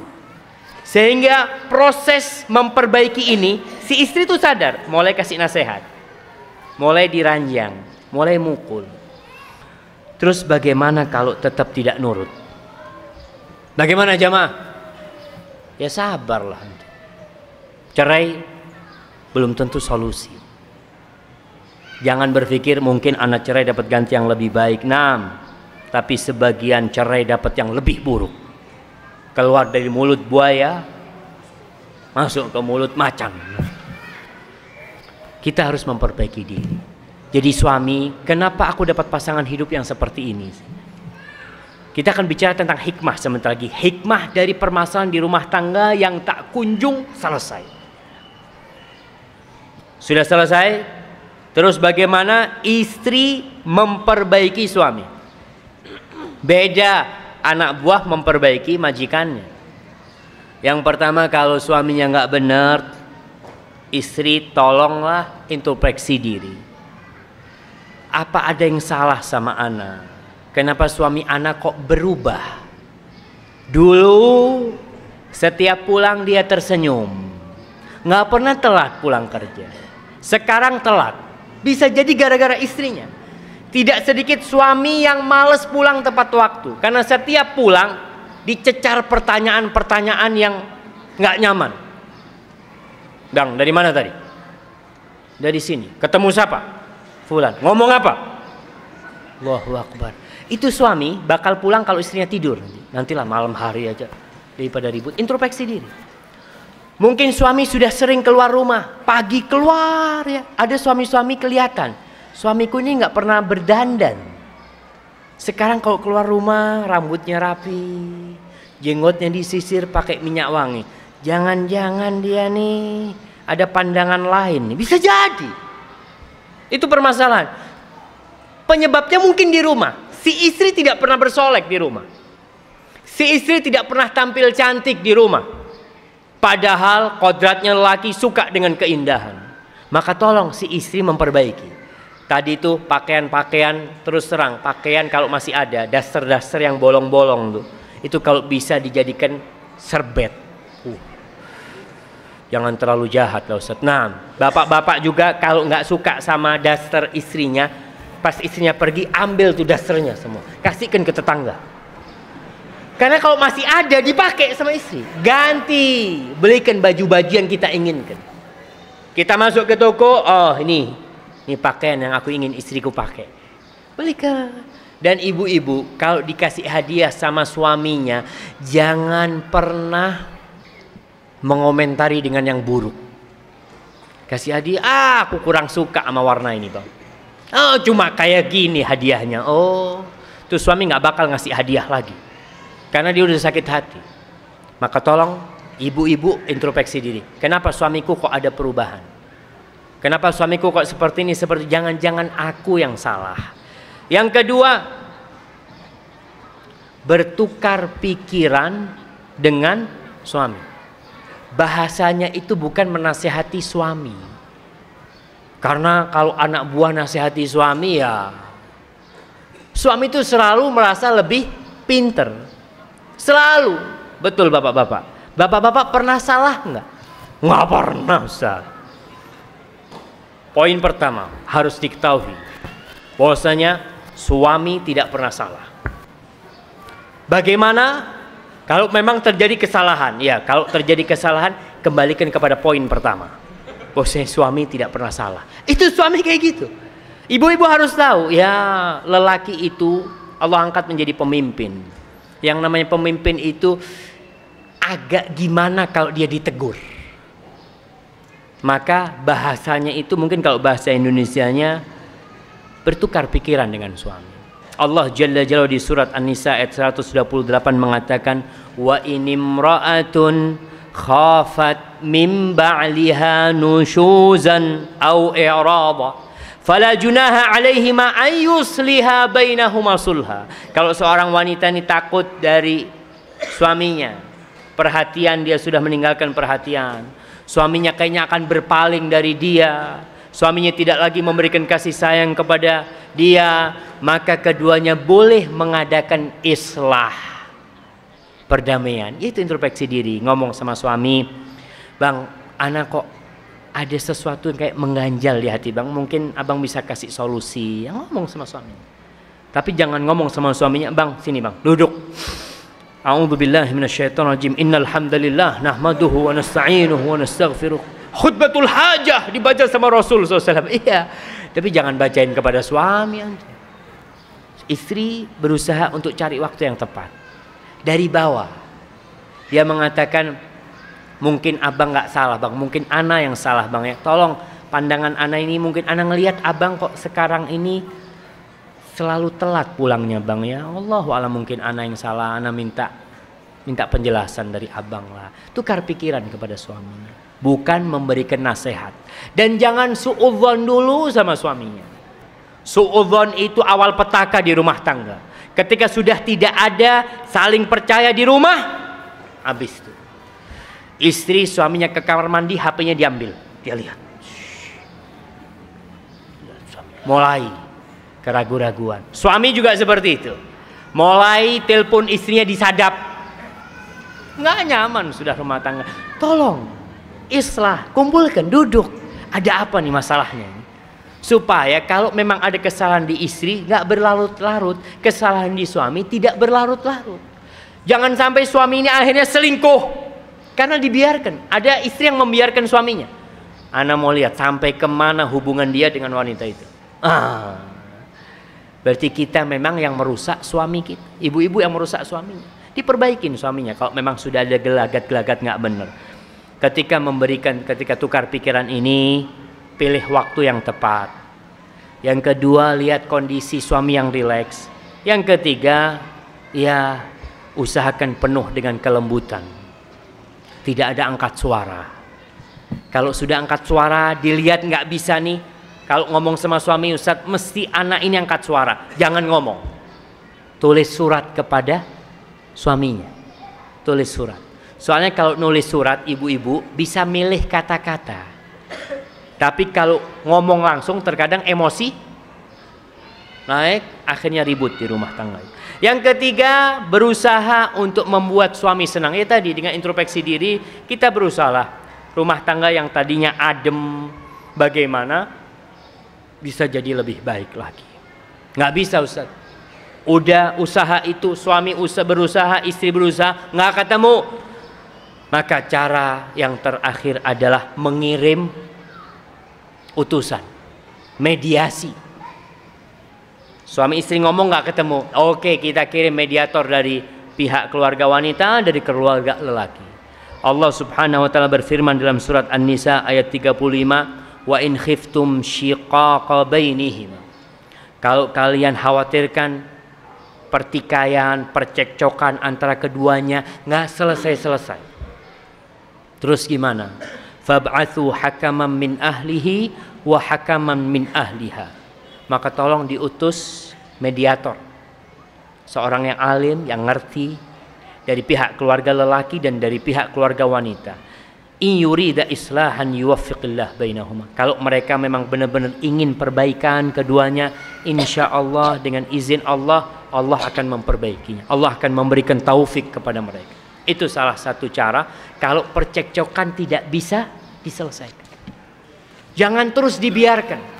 Ada orang-orang yang Masya Allah tiap hari ribut selama 50 tahun. Kawin ribut terus. Atau ada yang 10 tahun ribut terus. Tolong diutus. Karena kedua orang ini mungkin dua-duanya sakit, harus diperbaiki. Yang memperbaiki keluarga wanita, mungkin si suami, Ustaz, ana udah nggak bisa ngasih nasihat istri ana. Ya bismillah, mudah-mudahan pihak keluarga wanita bisa memberikan nasihat. Begitu pula si wanita, Ustaz, ana udah nggak tahan hidup sama suami ana. Ana udah berusaha, nasihat-nasihat yang disampaikan, ana berusaha dengan cara baik, tapi suami tetap seperti itu. Bahkan dia kayaknya udah selingkuh, udah apa, udah macam-macam umpamanya. Udah nggak perlu berkuar-kuar di luar. Cari utusan bagaimana untuk memperbaiki kedua itu. Ustadz, apa tidak ada pilihan cerai? Ada. Di dalam Islam diperbolehkan cerai. Bahkan perceraian itu kadangkala solusi terbaik. Kadangkala ketika sudah tidak ketemu jalan, tidak bisa islah, jangan dipertahankan. Karena apa? Karena rumah tangga itu tujuannya sakinah, mawaddah dan rahmah. Kalau tiap hari yang ada pertikaian, istri nggak nurut sama suaminya, suami suka mukul istrinya, dapat dosa kan? Melakukan hal itu. Istri tidak melakukan kewajibannya, dosa. Suami tidak memberikan hak istri, berdosa. Apa kau ingin pernikahanmu membawamu ke dalam neraka akhirnya? Enggak. Allah bolehkan perceraian. Bahkan Allah mengatakan wa iyatafarraqa yughnillahu kullan min sa'atih. Kalau keduanya harus berpisah, maka Allah akan cukupi keduanya dari fadl min Allah. Iyatafarraqa yughnillahu kullan min sa'atih, dengan keluasan Allah. Kadangkala istri, ya Ustaz, ana ini butuh Ustaz. Ana kalau cerai takut nggak ada yang bisa ngasih makan ana. Ya kalau engkau memang seperti itu, tetap bertahan nggak apa-apa. Tapi berikan hak suamimu. Jangan cuma mau fulusnya, tapi ribut terus di rumah. Jangan. Lebih baik kau keluar daripada engkau berdosa terus berada di rumah itu. Karena kedurhakaanmu kepada suami. Suami seperti itu juga. Mungkin dia butuh sama istrinya buat anak-anak, tapi tiap hari ribut. Mungkin si suami tiap hari mukul istrinya, tapi tidak pernah mau diceraikan. Enggak lah, anak kesian sama anak-anak, tiap hari dipukul istrinya. Dosa kau. Kau kalau sudah melihat ketidakcocokan yang tidak bisa diselesaikan, monggo baik-baik bercerai. Tapi para jamaah, jangan terburu-buru memilih bercerai. Apa hikmah dari permasalahan di rumah tangga? Yang terkadang orang tetap bertahan, nggak apa-apa Ustaz, anak akan memberikan hak istri anak walaupun istri anak menyakitin anak, akan tetap bersabar. Istri pun seperti itu, anak tetap akan bersabar memberikan hak-hak suami anak sampai Allah mencabut nyawa anak walaupun suami anak zalim. Oke, berarti ada yang sadar di sini dengan hikmah-hikmah kenapa dia harus bertahan. Yang pertama, permasalahan di rumah tangga itu sebagai penghapus dosa. Kita nih kadangkala diuji dengan suami yang zalim, atau istri diuji dengan suami diuji dengan istri yang zalim, dengan pasangan hidup yang zalim. Itu untuk menghapuskan dosa-dosa kita. Kita ini banyak dosanya. Mungkin permasalahan di rumah itu, keributan di rumah itu sebagai penghapus dosa. Ingat, setiap dosa yang kita lakukan itu ada perhitungannya, cuma ada perhitungannya. Antum mungkin nggak berbuat dosa di rumah, berbuat dosa di luar, tapi di rumah nampak dampak dari dosa yang antum lakukan. Maka insya Allah permasalahan itu sebagai penghapus dosa. Allah Jalla Jalla berfirman, man ya'mal su'an yujza bihi. Barang siapa yang berbuat dosa pasti dibalas. Jadi itu sebagai penghapus dosa, dan bisa jadi dosa kita sudah lama. Maka permasalahan itu sebagai penghapus dosa, dan bisa jadi itu sebagai hukuman dari Allah buat kita. Kita dikasih istri yang seperti itu, hukuman dari Allah atas dosa-dosa yang kita lakukan. Ya udah, kita sadari Allah, aku akan bersabar. Semoga kesabaranku menghadapi suamiku dihapuskan dosa-dosa. Baik. Yang kedua, dilipat gandakan pahala buat kita. Allah Jalla Jalaluh mengatakan, وَلَنَبْلُوَنَّكُمْ بِشَيْءٍ مِنَ الْخَوْفِ وَالْجُوءِ وَنَقْصٍ مِنَ الْأَمْوَالِ وَالْأَنْفُسِ وَالثَّمَرَاتِ وَبَشِّرِ الصَّابِرِينَ. Berikan kabar gembira kepada orang-orang yang bersabar. Jadi kita diuji di rumah dengan anak kita, kadangkala sama istri kita, diuji kesabaran kita. Allah benar-benar akan menguji kita dengan rasa takut, takut lapar, ya, ditinggal mati orang-orang yang kita cintai, bangkrut, dan kasih kabar gembira kepada orang-orang yang bersabar. Jadi masalah itu salah satunya untuk melipat gandakan pahala buat kita. Innama yuwaffas sabiruna ajrahum bighairi hisab. Orang-orang yang sabar tuh akan dikasih pahala sama Allah tanpa hitungan. Yang ketiga, bisa jadi permasalahan di rumah tangga kita itu bentuk kecintaan Allah kepada hamba. Mungkin kita nggak banyak dosa, tapi itu bentuk cinta Allah kepada hamba.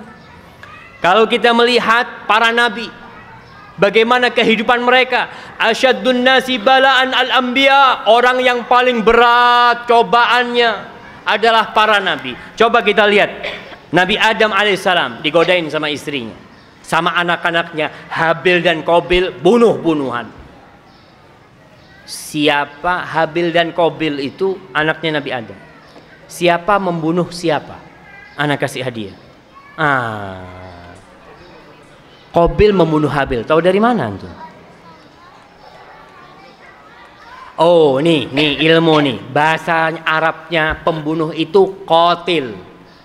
Pakai qaf, qatil. Jadi yang membunuh itu Qabil, yang dibunuh Habil. Masya Allah. Itu pelajaran di kelas dulu kita di kampus ya, Masya Allah. Baik, Nabi Adam diuji sama anaknya, Nabi. Satu dibunuh anaknya. Subhanallah. Kemudian kita lihat Nabi Nuh alaihissalam. Nabi Nuh berdakwah 950 tahun bersama istri yang tidak beriman. Antum bisa bayangkan. Diuji sama Allah nih Nabi. Kemudian ketika Allah hukum mereka yang kafir, Nabi Nuh bikin perahu besar dan Nabi Nuh naik ke kapal, ketemu sama anaknya. Ya bunayya rakam ma'ana. Wahai anakku, naik. Kata anaknya, tidak. Sa'awi ila jabalin ya'simuni minal ma'. Aku naik ke gunung yang menyelamatkan aku dari air. Fahala bainahumal mauj. Nabi Nuh melihat anaknya tenggelam. Nabi diuji dengan anaknya. Apakah karena Nabi Nuh berbuat dosa? Bukan. Karena Allah cinta kepada para nabi. Allah uji dengan istrinya. Kemudian Nabi Ibrahim alaihissalam diuji di rumahnya. Istrinya bertahun-tahun nggak punya anak. Subhanallah. Apa Nabi Ibrahim kawin lagi? Jamaah, Masya Allah, sabar tuh Nabi Ibrahim. Nggak kawin lagi sampai Sarah yang nyuruh kawin. Kau nikahinlah nih budaknya, dibebaskan, kemudian dinikahi oleh Nabi Ibrahim. Masya Allah, diuji bertahun-tahun nggak punya anak, terus berdoa sampai putih, tetap bersabar. Karena terkadang tidak punya anak itu sebagai pemicu keributan di rumah. Ente ini yang mandul nggak bisa punya anak, udah ribut terus. Ujian. Emangnya tuh perempuan mau mandul? Siapa yang menyebabkan dia jadi mandul? Allah Jalla Jalaluh. Kau harus tahu tuh takdir Allah. Kau harus terima istrimu seperti itu. Kalau kau tidak bisa berbuat adil, mau nikah lagi, jangan nambah satu lagi. Kalau kau anak kayaknya nggak bisa berbuat adil, karena ada orang-orang yang memang susah berbuat adil. Ya sudah satu. Nabi Ibrahim sabar menghadapi Sarah. Kemudian dapat anak dari Hajar. Siapa namanya? Ismail. Baru lahir anaknya, masih di susuan, nggak boleh dilihat sama Nabi Ibrahim. Disuruh taruh di Mekah. Bayangkan, ditaruh di Mekah sama Nabi Ibrahim. Ditinggal bertahun-tahun, kepingin punya anak. Ketika anaknya lahir, terpaksa dia harus berpisah dari anaknya karena perintah Allah Jalla Jalaluh. Ketika anaknya sudah remaja, balik Nabi Ibrahim. Masya Allah, udah belasan nih umurnya Nabi Ismail, diuji sama Allah. Apa ujiannya? Ya bunayya inni ara fil manami anni azbahuk. Wahai anakku, aku bermimpi dalam tidurku aku menyembelihmu. Subhanallah. Jadi permasalahan di rumah itu ujian, bentuk cinta Allah kepada hambanya. Kita lihat Nabi Lut alaihissalam. Nabi Lut, bagaimana kondisi istrinya Nabi Lut alaihissalam? Mendukung dakwah beliau? Sama sekali. Bahkan mengompori kaumnya untuk datang ke rumahnya Nabi Lut, membocorkan rahasia bagaimana para malaikat yang datang ke rumahnya Nabi Lut alaihissalam. Allah berfirman, daraballahu mathalan lilladzina kafaru imra'ata Nuhin wa imra'ata Lut. Istri Nabi Nuh, istri Nabi Lut, itu contoh bagaimana ujian yang Allah berikan kepada para nabi mendapatkan istri yang kafir. Pada syariat itu diperbolehkan seorang menikah dengan orang yang kafir. Dalam syariat kita nggak boleh. Kalau istri kita murtad, kafir, kita harus tinggalkan. Tapi kita lihat bagaimana sabarnya. Dan itu karena kecintaan Allah kepada mereka. Kemudian kita lihat istrinya Fir'aun. Diuji dengan suaminya. Bagaimana ujian yang berat. Suaminya mengaku sebagai Tuhan. Sabar istrinya, sabar. Bahkan Allah jadikan contoh dalam Al-Quranul Karim. وَضَرَبَ اللَّهُ مَثَلًا لِلَّذِينَ آمَنُوا امْرَأَةَ فِرْعَوْنَ إِذْ قَالَتْ, dengan segala siksaan yang dia terima dari Fir'aun, tetap sabar demi menegakkan la ilaha illallah. Istrinya Fir'aun hanya berdoa kepada Allah, Rabbi ibnili indaka baitan fil jannah wa najjini min fir'auna wa amalihi wa najjini minal qaumil zalimin. Subhanallah. Ya Allah, bangunkan buat aku ya Allah di sisimu rumah di surga, dan selamatkan aku dari perbuatan Fir'aun. Yang dikatakan perbuatan Fir'aun salah satunya siksaan Fir'aun, salah satunya Fir'aun berusaha memaksa dia untuk melayani Fir'aun. Minta keselamatan dari Allah Jalla Jalaluhu. Ujian. Karena bentuk cinta Allah kepada hambanya. Kita lihat Nabi Ya'qub alaihissalam diuji sama Allah. Dipisahkan dari Yusuf alaihissalam. Nabi. Apakah Nabi Yusuf berbuat dosa? Allah cinta sama Nabi Yusuf. Allah kasih ujian dia. Nabi Ayub, anaknya habis semua. Diuji sama Allah. Subhanallah. Jadi itu salah satu bentuk cinta Allah kepada hamba. Inna idhamal jaza ma'a idhamil bala. Sesungguhnya pahala besar itu akan Allah berikan karena cobaan yang besar pula. Wa innallaha idza ahabba qauman ibtalahum. Kalau Allah mencintai suatu kaum, Allah akan kasih bala. Jadi kita lihat, kalau kita di rumah lagi ada masalah sama istri, jangan mengatakan kayaknya Allah lagi cinta sama ana. Tapi katakan, ya Allah mungkin banyak dosa ana. Ya Allah. Kita husnudzon kepada Allah, tapi suudzon kepada diri kita. Jangan sudah merasa, oh musibah yang menimpa ana ini karena kebanyakan pahala yang ana terima dari Allah. Itu GR, jangan. Kalau para nabi, naam Allah cinta kepada mereka, tapi harapan kita dengan musibah yang kita hadapi, dengan kesabaran kita, mudah-mudahan itu tanda kecintaan Allah kepada kita. Yang keempat, ujian itu, permasalahan di rumah tangga itu sebagai ujian untuk melihat kebenaran iman kita. Betul nggak kita beriman?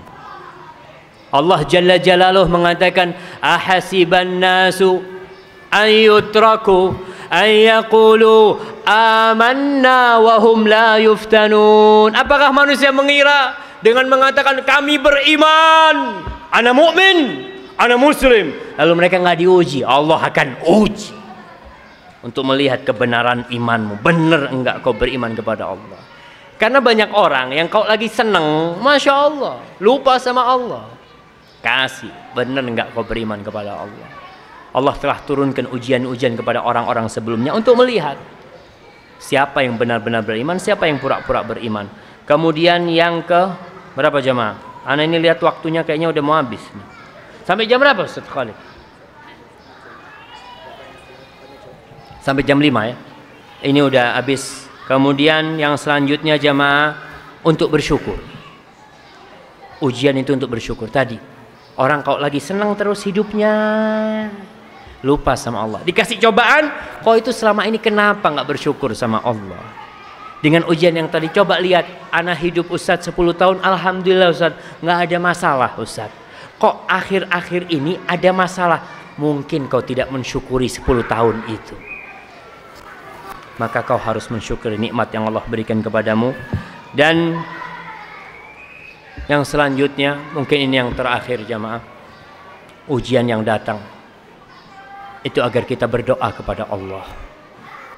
Allah senang mendengarkan doa hambanya. Kita kalau lagi susah, kemana kita lari? Kepada Allah. Istri-istri yang mendapatkan suami zalim, dia tidak ingin laporan kepada orang tuanya. Kepada siapa dia laporan? Kepada Allah. Dan doa adalah ibadah yang paling agung. Dengan kita berdoa, pahala kita terus bertambah di sisi Allah. Mungkin permasalahan kita sampai mati belum selesai, tapi tetap doa kita akan didengar oleh Allah dan akan dicatat sebagai kebaikan kita insyaallah. Hadza wallahu a'lam bishawab. Itu yang bisa saya sampaikan pada kesempatan kali ini. Apabila benar itu dari Allah Jalla Jalaluh, kalau ada yang salah dan kurang berkenan, itu dari diri ana sendiri. Allah dan Rasulnya terbebaskan dari kesalahan itu. Wassallallahu ala nabiyina Muhammad wa ala alihi washabbihi wasallam. Mungkin kita masuk ke sesi tanya jawab ya.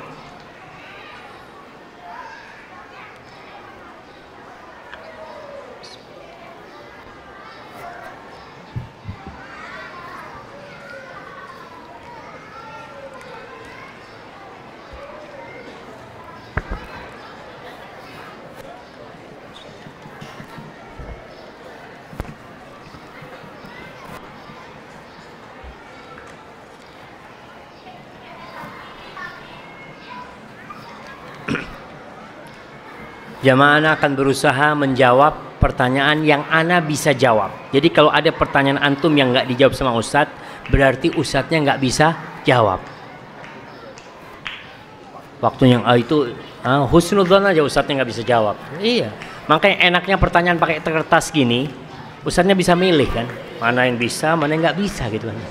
Ya memang kita ini ilmunya sedikit jamaah. Bismillah.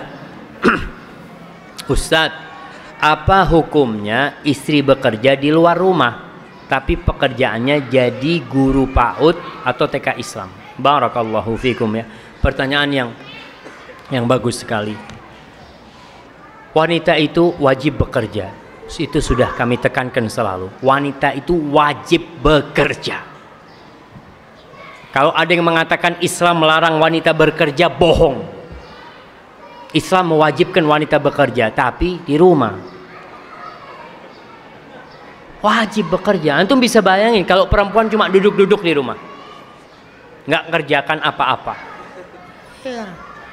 Jadi jangan berpikir wanita di rumah masak, wanita didik anaknya, ngajarin anaknya, melayani suaminya, bersih-bersih rumah, mandikan anaknya, menyetrikakan baju suami. Itu bukan bekerja.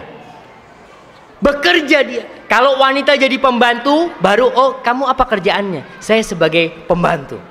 Kalau mbak ibu rumah tangga, nggak kerja saya. Kerja wanita.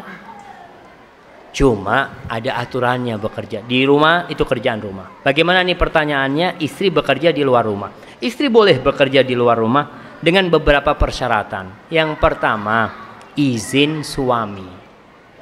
Bukan izin bapak. Ingat. Karena ada wanita-wanita yang disuruh kerja sama bapaknya. Dia sudah menikah, tapi bapaknya ngomong, nak, kau tetap bekerja nak. Loh, gimana bapak? Istri saya. Suami ana ngomong nggak boleh bekerja. Ya sudah, bapak yang capek besarkan engkau. Kok kau nurut sama suamimu? Oh, ngomong, Pak, bukankah bapak sudah nyerahkan ana sama dia? Maka bapak-bapak nih nggak boleh sembarangan nyerahkan putrinya. Putrinya itu seperti ditawan sama suaminya itu. Ketika seorang bapak mengatakan zawwajtuka wa ankahtuka binti, di mahar kita selesai. Si suami mengatakan gabiltu nikaha wa tazwijaha bil mahril madhkur. Aku terima. Itu beralih tanggung jawabnya. Kewajiban taat istri beralih, yang awalnya orang pertama yang harus dia patuhin adalah orang tuanya, setelah menikah suaminya. Ketika seorang bapak ngomong, nak kau kesini nak, si istri ngomong, afwan pak, suami ana tidak mengizinkan. Siapa yang harus dia taati? Suaminya. Maka mertua harus sadar dengan ucapan dia zawwajtuka ini, itu ucapan yang besar sekali. Maka yang harus izin sama suaminya. Yang kedua, pekerjaannya tidak mengandung hal-hal yang bertentangan dengan syariat. Di situ tidak membuka aurat dia, karena ada pekerjaan-pekerjaan yang wajib buka jilbab. Ada yang seperti itu. Kemudian di situ lelaki sama perempuan kumpul jadi satu, naudzubillah min dzalik ya. Maka diperbolehkan kalau dia jadi guru PAUD ya, insyaallah ini termasuk perbuatan yang mulia sekali. Menjadi guru di TK itu. Dan ana cuma kesian, guru-guru PAUD ini gajinya sedikit banyak. Sedikit sekali jamaah. Ada yang ngajar di PAUD di sini? Ada yang punya PAUD di sini? Berapa gajinya guru di TK itu? Hah? Berapa? 300. Masya Allah. Tolonglah diperhatikannya. Itu yang mendidik awal anak-anak kita. Kalau kita punya rezeki, kasih sekolahannya duit lah. Jangan 300 lah. Kita kalau digaji 300 mau ngurusin anak-anak kita. Berat buat kita, apalagi dia. Maka tolong diperhatikan, apalagi di TK Islam ya. Kalau bisa gajinya yang sesuai. Assalamualaikum warahmatullahi wabarakatuh. Bagaimana? Waalaikumsalam warahmatullahi wabarakatuh. Jika istri sering ajak ngobrol setelah saya pulang kerja, sehingga terkadang harus menunda atau mengurangi rutinitas bacaan Quran, mana yang lebih afdol? Masya Allah. Antum baca Qurannya di luar rumah aja. Kalau sama sahib-sahibnya ngobrol panjang nggak ngaji gitu kan. Ketika sampai rumahnya karena dia bosan sama istrinya, aduh anak mau ngaji nih seperti itu. Janganlah. Antum cari waktu-waktu khusus. Kalau memang antum harus mengurangi waktu ngaji antum nggak masalah untuk menyenangkan istri antum. Kesian tuh istri antum. Udah capek dari pagi ngurusin anak antum. Kalau antum memberikan kebahagiaan di diri istri antum. Ingat dengan kajian kita dari di Purbalingga tuh. Awal amalan yang paling dicintai oleh Allah apa? Sururun tudkhiluhu ala muslim. Kebahagiaan, kesenangan yang kau masukkan ke hati seorang muslim, apalagi istri kita nih. Kalau kita berkurang baca Qur'annya demi istri kita nggak masalah insyaallah. Karena kita termasuk dia punya hak jamaah. Kita di luar 8 jam ngobrol sama istri 5 menit udah capek. Memang istri kita tuh kadang-kadang ngobrolnya nggak bermanfaat. Oh ketawa gitu kan. Tapi antum nggak apa-apa, antum dengerin. Dan jangan dipotong kalau istri kita ngomong. Dia cerita, dia lagi dapat berita ya tentang apa, tentang gempa umpamanya. Bang tahu bang, ada gempa bang. Di ini cerita macam-macam ya. Ada yang meninggal sekian. Antum jangan ngomong, ana udah baca beritanya itu sudah. Jangan, kesian tuh istri. Biarkan dia ngomong sampai selesai. Subhanallah deh ya. Ya kita doakanlah mudah-mudahan yang meninggal itu diampuni dosanya. Ikutin. Jangan pernah dipotong omongan istri kita. Kesian dia. Aisyah pernah cerita kepada Rasul sallallahu alaihi wasallam hadis Ummi Zara.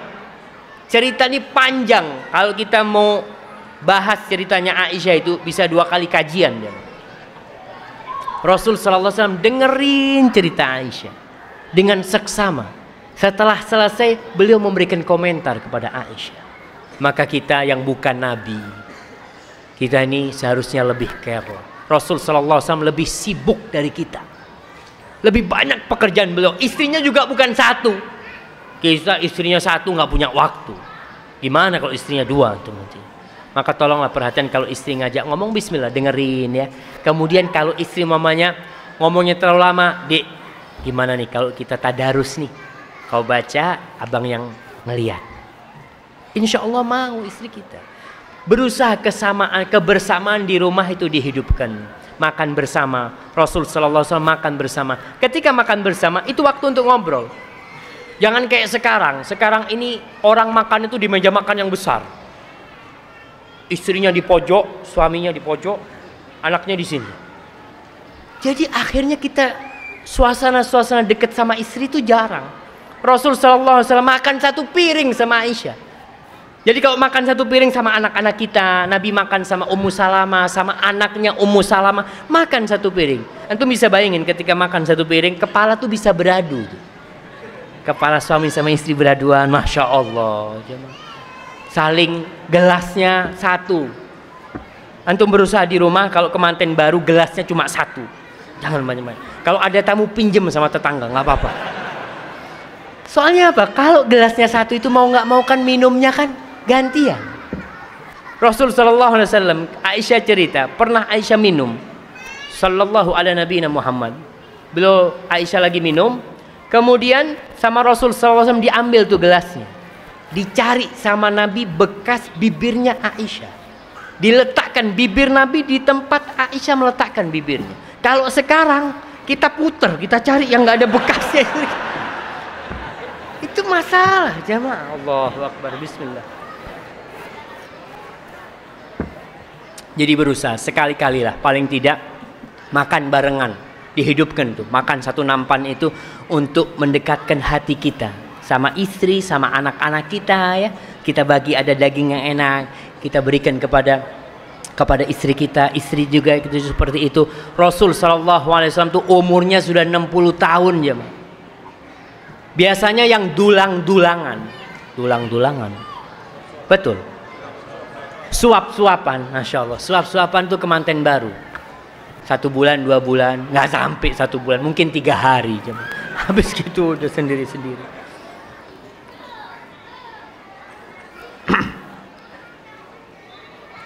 Assalamualaikum Ustaz. Waalaikumsalam warahmatullahi wabarakatuh. Mau tanya, bagaimana bagi kita yang belum menikah dalam menghadapi kesetaraan dalam rumah tangga, seperti perbedaan kekayaan, perbedaan jenjang pendidikan dan yang lainnya. Syukron.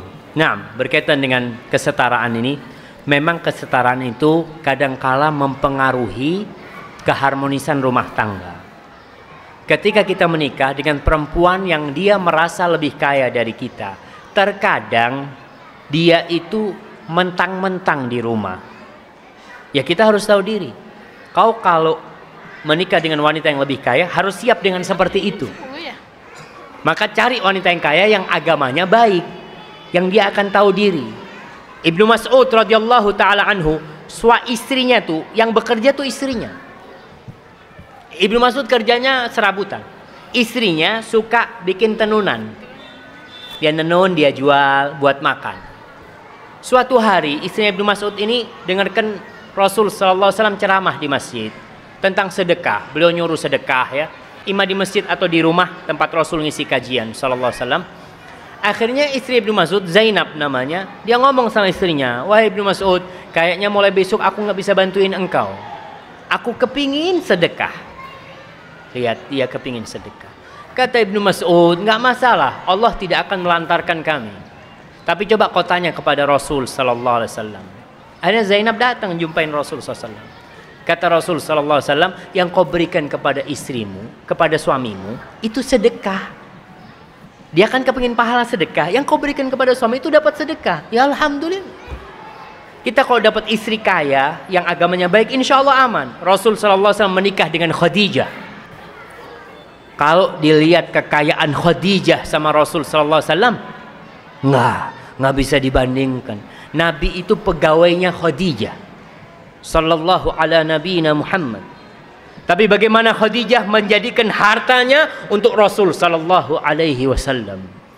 Maka tetap yang dicari, walaupun ada perbedaan kesetaraan, kalau agamanya baik, insya Allah perbedaan itu nggak jadi masalah. Tapi kalau agamanya kurang baik, ya akan diungkit-ungkit. Masalah pendidikan, suaminya lulus SMA, istrinya S3, Masya Allah.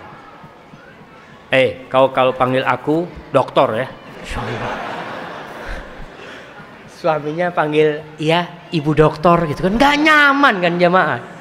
Anak bertahun-tahun nempuh S3 yang dipanggil namanya nggak pantas kata dia, ya ribut. Kita harus lihat tetap agamanya. Kalau agamanya baik, insya Allah masalah ketidaksetaraan itu bisa diselesaikan. Oh ini pertanyaan nih. Ustaz, bagaimana suami menghadapi istri yang merasa berkuasa di dalam rumah tangganya karena istri lebih kaya dari suami? Masya Allah. Pertanyaan, kenapa engkau milih dia jadi istri? Satu, kita harus tahu dengan konsekuensi kita. Ketika kita menikah dengan wanita yang kaya dan kita di bawah dia, ada konsekuensinya. Tuh, istri mungkin merasa lebih ngatur di rumah. Tugasmu memperbaiki. Kira-kira kau bisa memperbaiki tidak? Kalau tidak bisa memperbaiki, mundur aja. Tapi kalau kau bisa memperbaiki, bismillah, sabarlah. Menghadapi istri yang seperti itu konsekuensi kita. Kita didik agamanya. Jangan mendidik dia tentang kewajiban istri kepada suami, jangan.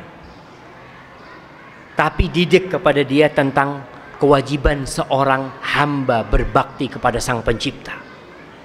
Ketika keimanan ditumbuhkan di hati istri kita, dia beriman kepada Allah, dia sami'na wa ata'na kepada Sang Pencipta, urusan rumah tangga selesai. Itu yang terkadang kita mengasih tahu istri kita, bukan masalah keimanan kepada Allah. Kita panggil, ente tidak tahu dosa engkau tidak taat kepada suami. Hak suami seperti ini. Dia merasa lebih kayak, oke lah, kalau anak kerja makan dari mana kau? Ribut di rumah. Maka tolong keimanan seorang istri ditumbuhkan. Setelah dia beriman kepada Allah, adanya surga dan neraka, ya, adanya segala nikmat yang Allah berikan kepada orang-orang yang taat kepada Allah, insya Allah dia bisa diperbaiki.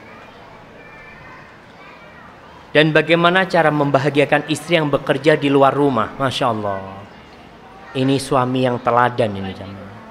Maka kalau antum ingin membahagiakan istri antum, ya kalau antum pulang duluan, antum yang nyambut istri antum. Kalau memang antum mengizinkan dia kerja di luar, kadang-kala dia capek, maka antum pijet dia. Masa suami pijet istri, Ustaz? Boleh apa nggak boleh jamaah? Boleh jamaah. Itu salah satu bentuk kemuliaan seorang suami. Rasul sallallahu alaihi wasallam kalau masuk rumah jadi suami. Beliau bantuin Aisyah urusan rumah tangganya. Sallallahu ala nabiyina Muhammad. Muncul orang-orang yang tidak pernah masuk dapur. Masa suami masuk dapur? Nggak boleh masuk dapur. Itu kerjaan istri. Subhanallah, siapa yang bilang? Rasul sallallahu alaihi wasallam jahit timbanya sendiri pakai tangannya. Beliau merah kambingnya sendiri pakai tangannya sallallahu alaihi wasallam. Bajunya beliau jahit sendiri. Itu Nabi sallallahu alaihi wasallam. Jangan merasa Ustaz nanti wibawa ana turun. Enggak. Wibawamu akan lebih tinggi. Ketika engkau menjadikan istrimu ratu, istrimu akan mengangkatmu menjadi raja. Tinggal kita mau atau tidak. Hadza wallahu a'lam bissawab. Apakah salah ketika suami terkadang cemburu dengan anak? Karena setelah punya anak tiga, sekarang istri sibuk dengan anak. Tuh. Biasanya suami kalau istrinya sudah sibuk sama anaknya, mau cari ibu yang lain. Wah, seneng bapak-bapak kalau urusan ta'adud. Sebenarnya wajar aja. Tapi kalau ngasih nasihat istri, dia berusaha dengan cara yang baik. Katakan kepada istri kita, Dek, anakmu 3, ya. Tambah 1, aku juga masuk anakmu deh. Suami itu bayi besar, bayi sama anaknya. Makanya kalau anaknya nangis, suaminya nangis, siapa dulu yang harus diselesaikan? Suaminya. Ini bayi besar nih. Terkadang ibu-ibu, suaminya mau berangkat kerja nih, ibu-ibu lagi sibuk sama anaknya. Si suaminya cari kaos kaki nggak ketemu. Tinggalin anaknya. Suamiku, nih bayi besar mau berangkat kerja nih. Iya. Jadi kalau antum cemburu, ya wajar, itu kecemburuan yang wajar, tapi antum jangan dipendam di dalam hati. Karena anak itu juga anak antum. Kecuali anaknya anak istri gitu kan, akhirnya dia nggak perhatian sama bapaknya, maka kasih tahu dia dengan cara yang baik. Katakan kepada dia, tolong aku dimasukkan kepada anakmu juga nih. Karena terkadang memang istri lebih berat kepada anaknya. Banyak istri yang mengatakan, Ustadz, anak sih udah nggak cinta sama suami, cuma kesian sama anak-anak. Hati-hati itu. Itu benih-benih percekcokan berarti akan mulai. Katakan kepada suaminya, Mas, kalau anak disuruh milih antara anak sama engkau, aku pilih engkau, Mas. Padahal bohong dia. Boleh. Boleh bohong dalam merayu suaminya boleh.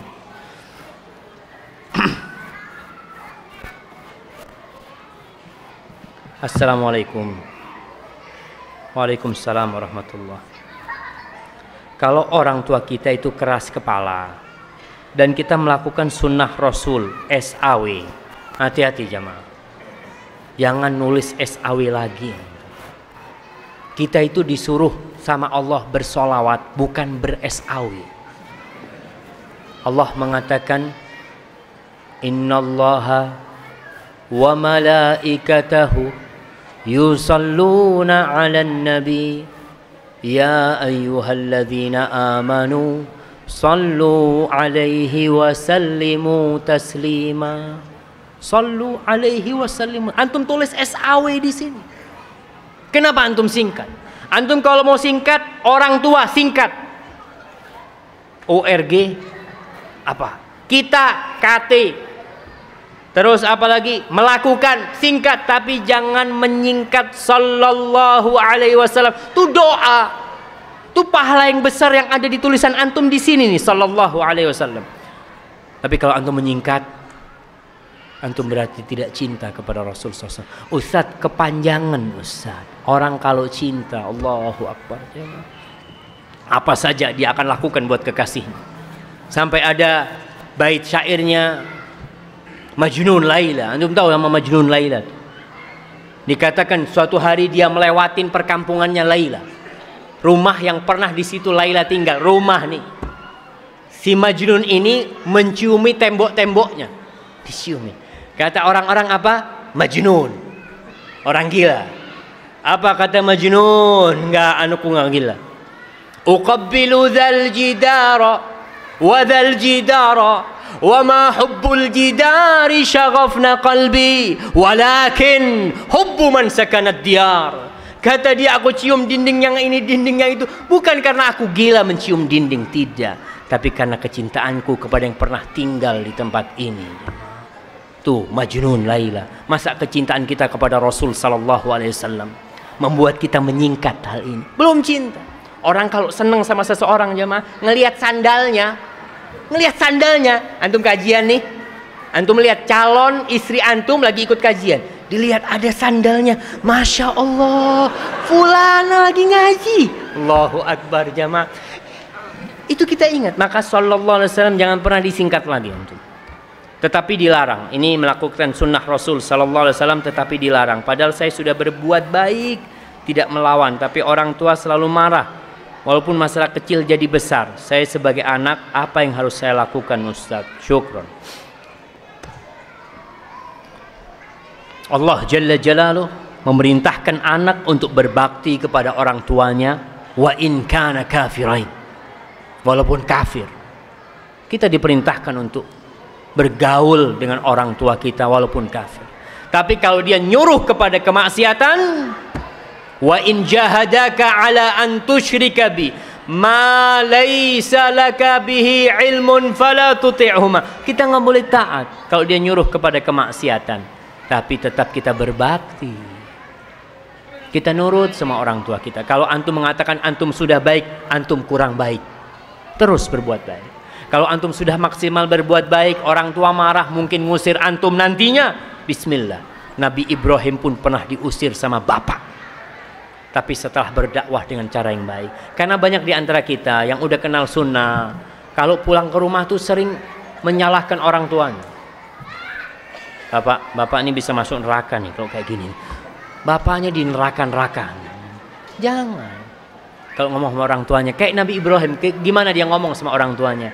Ya abati inni qad ja'ani minal ilmi ma lam ya'tika fattabi'ni ahdika siratan sawiya. Wahai ayahanda, sesungguhnya aku ini udah ngaji, udah belajar, datang ilmu kepadaku yang mungkin kau belum mengerti. Ayahanda, ikuti aku akan tunjukkan jalan yang lurus kepadamu.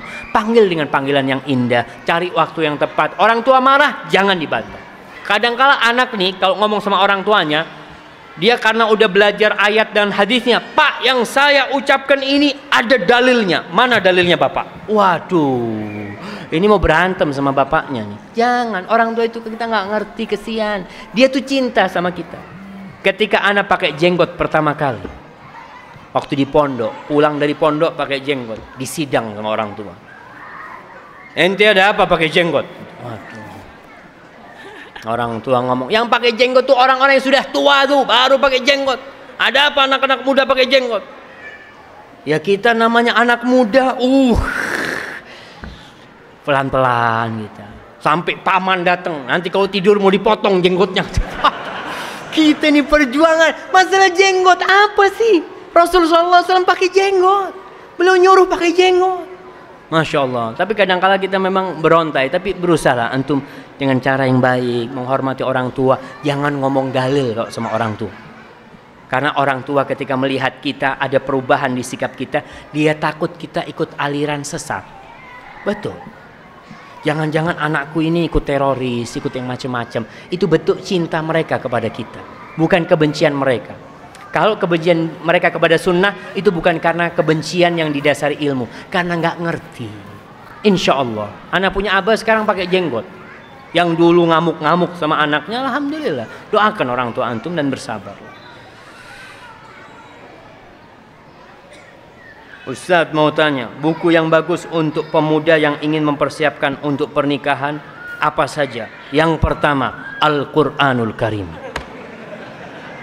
Nah, itu kitab paling bagus tuh jamaah. Allah jelaskan tentang hukum-hukum pernikahan. Itu kitab pertama yang harus kau baca. Baca di surat An-Nisa ya.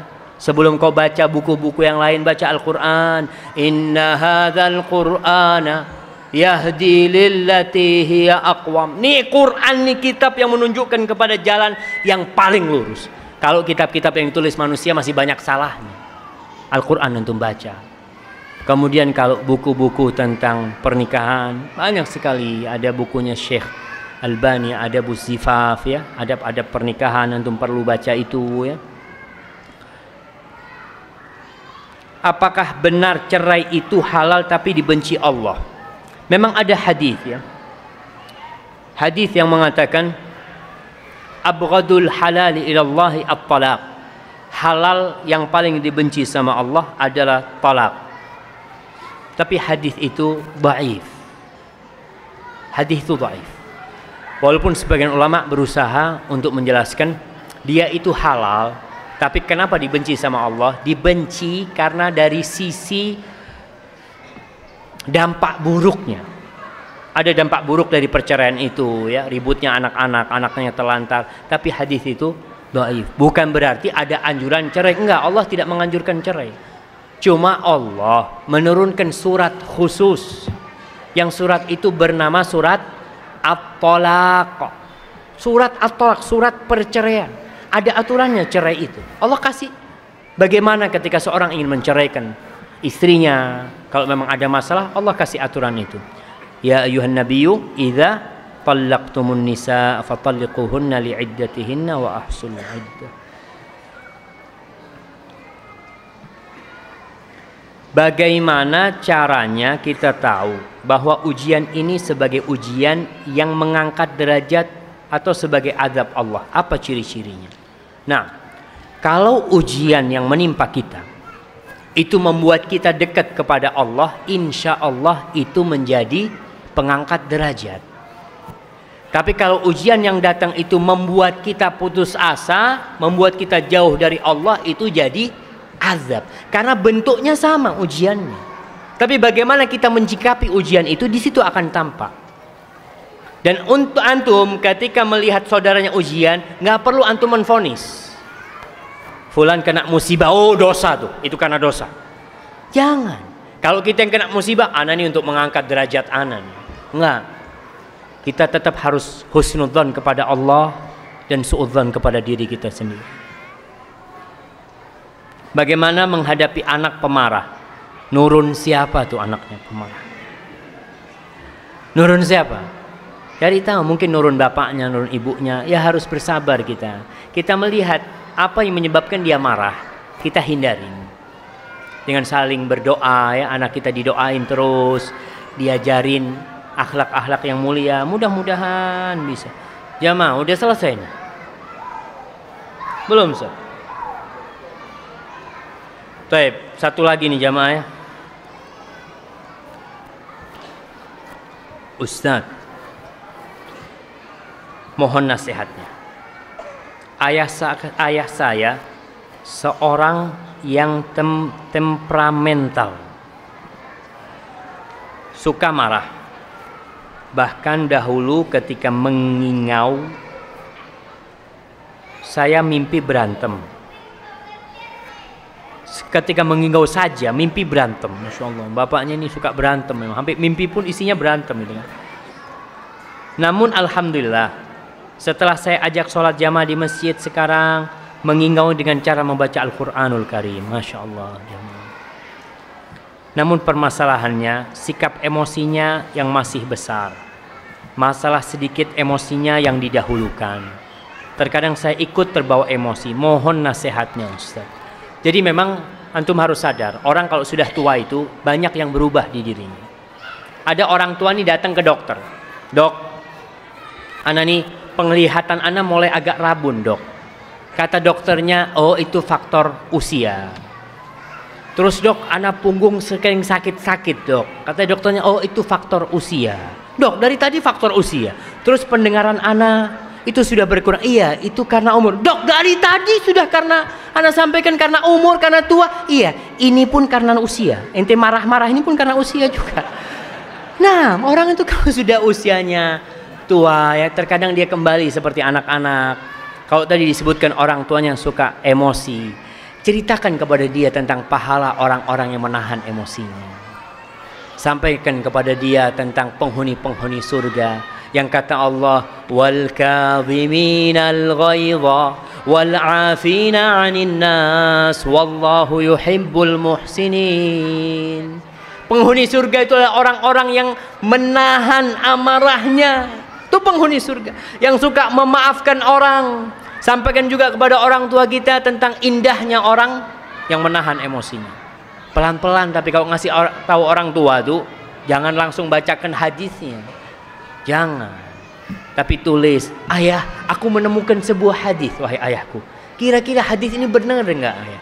Ternyata hadisnya hadis laisa syadidu bisur'ah walakin asyadid alladhi yamliku nafsahu indal ghadab. Bukan orang yang jawara, orang yang pemberani, pendekar, itu adalah orang yang bisa mengalahkan orang lain. Nah, tapi yang disebut pendekar adalah orang yang bisa menahan emosinya ketika dia marah. Sampaikan kepada itu. Kalau orang tua sedang marah ya katakan, ya ana minta maaf, ayah bisa duduk dulu, kita selesaikan masalahnya. Kalau lagi berdiri kan disuruh duduk. Dengan cara yang baik kita ngomong. Jangan ngomong, ayah kalau marah duduk. Berantem, tapi ngomong, oke ya, kita selesaikan masalahnya, tapi ana minta ayah duduk dulu. Ketika duduk tuh emosinya akan turun insyaallah. Hadza wallahu a'lam bishawab ya. Sisa pertanyaannya ana nggak bisa jawab. Ana mau kasih hadiah nih. Sebutkan cara menghadapi atau menasehatin istri yang keras kepala. Mana nih? Masya Allah, fadhal. Yang pertama, meningkatkan ketaatan kepada Sang Pencipta.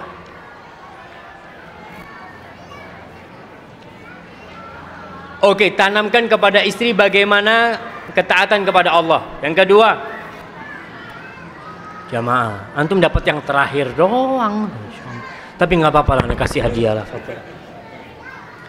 3 cara yang Allah sebutkan di Al-Quran untuk memperbaiki istri yang punya salah. Nah, mana nih? Fadhal. Antum udah menikah? Belum, nggak apa-apa lah. Fadhal. Yang pertama kasih nasihat yang dibalut dengan cinta dan kasih sayang. Yang kedua,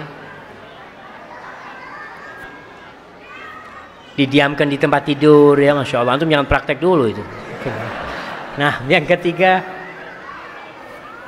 pukul pakai pulpen. Bukan pakai pulpen antum, pakai sesuatu lah yang tidak membuat dia sakit. Masya Allah. Ana lihat kalau ada yang untuk menikah, ana kasih antum. Wah, udah habis ya, Ma.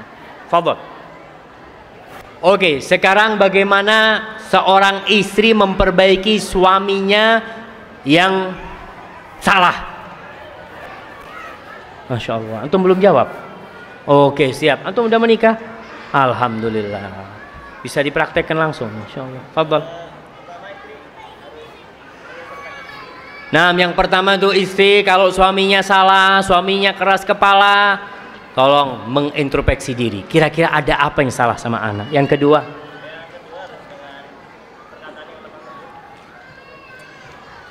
tukar pikiran.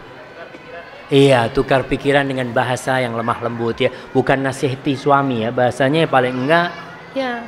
Yang ketiga, berusaha untuk membuat suami senang. Barakallahu fikum. Nah, apa ustazah? Baik. Pertanyaan selanjutnya. Pertanyaan terakhir nih jamaah. Sebutkan 6 hal hikmah dari permasalahan di dalam rumah tangga. Masya Allah, yang angkat tangan duluan di sini. Oke. Satu, sebagai penghapus dosa. Mudah-mudahan menjadi pelipat pahala, bentuk cinta Allah kepada hambanya.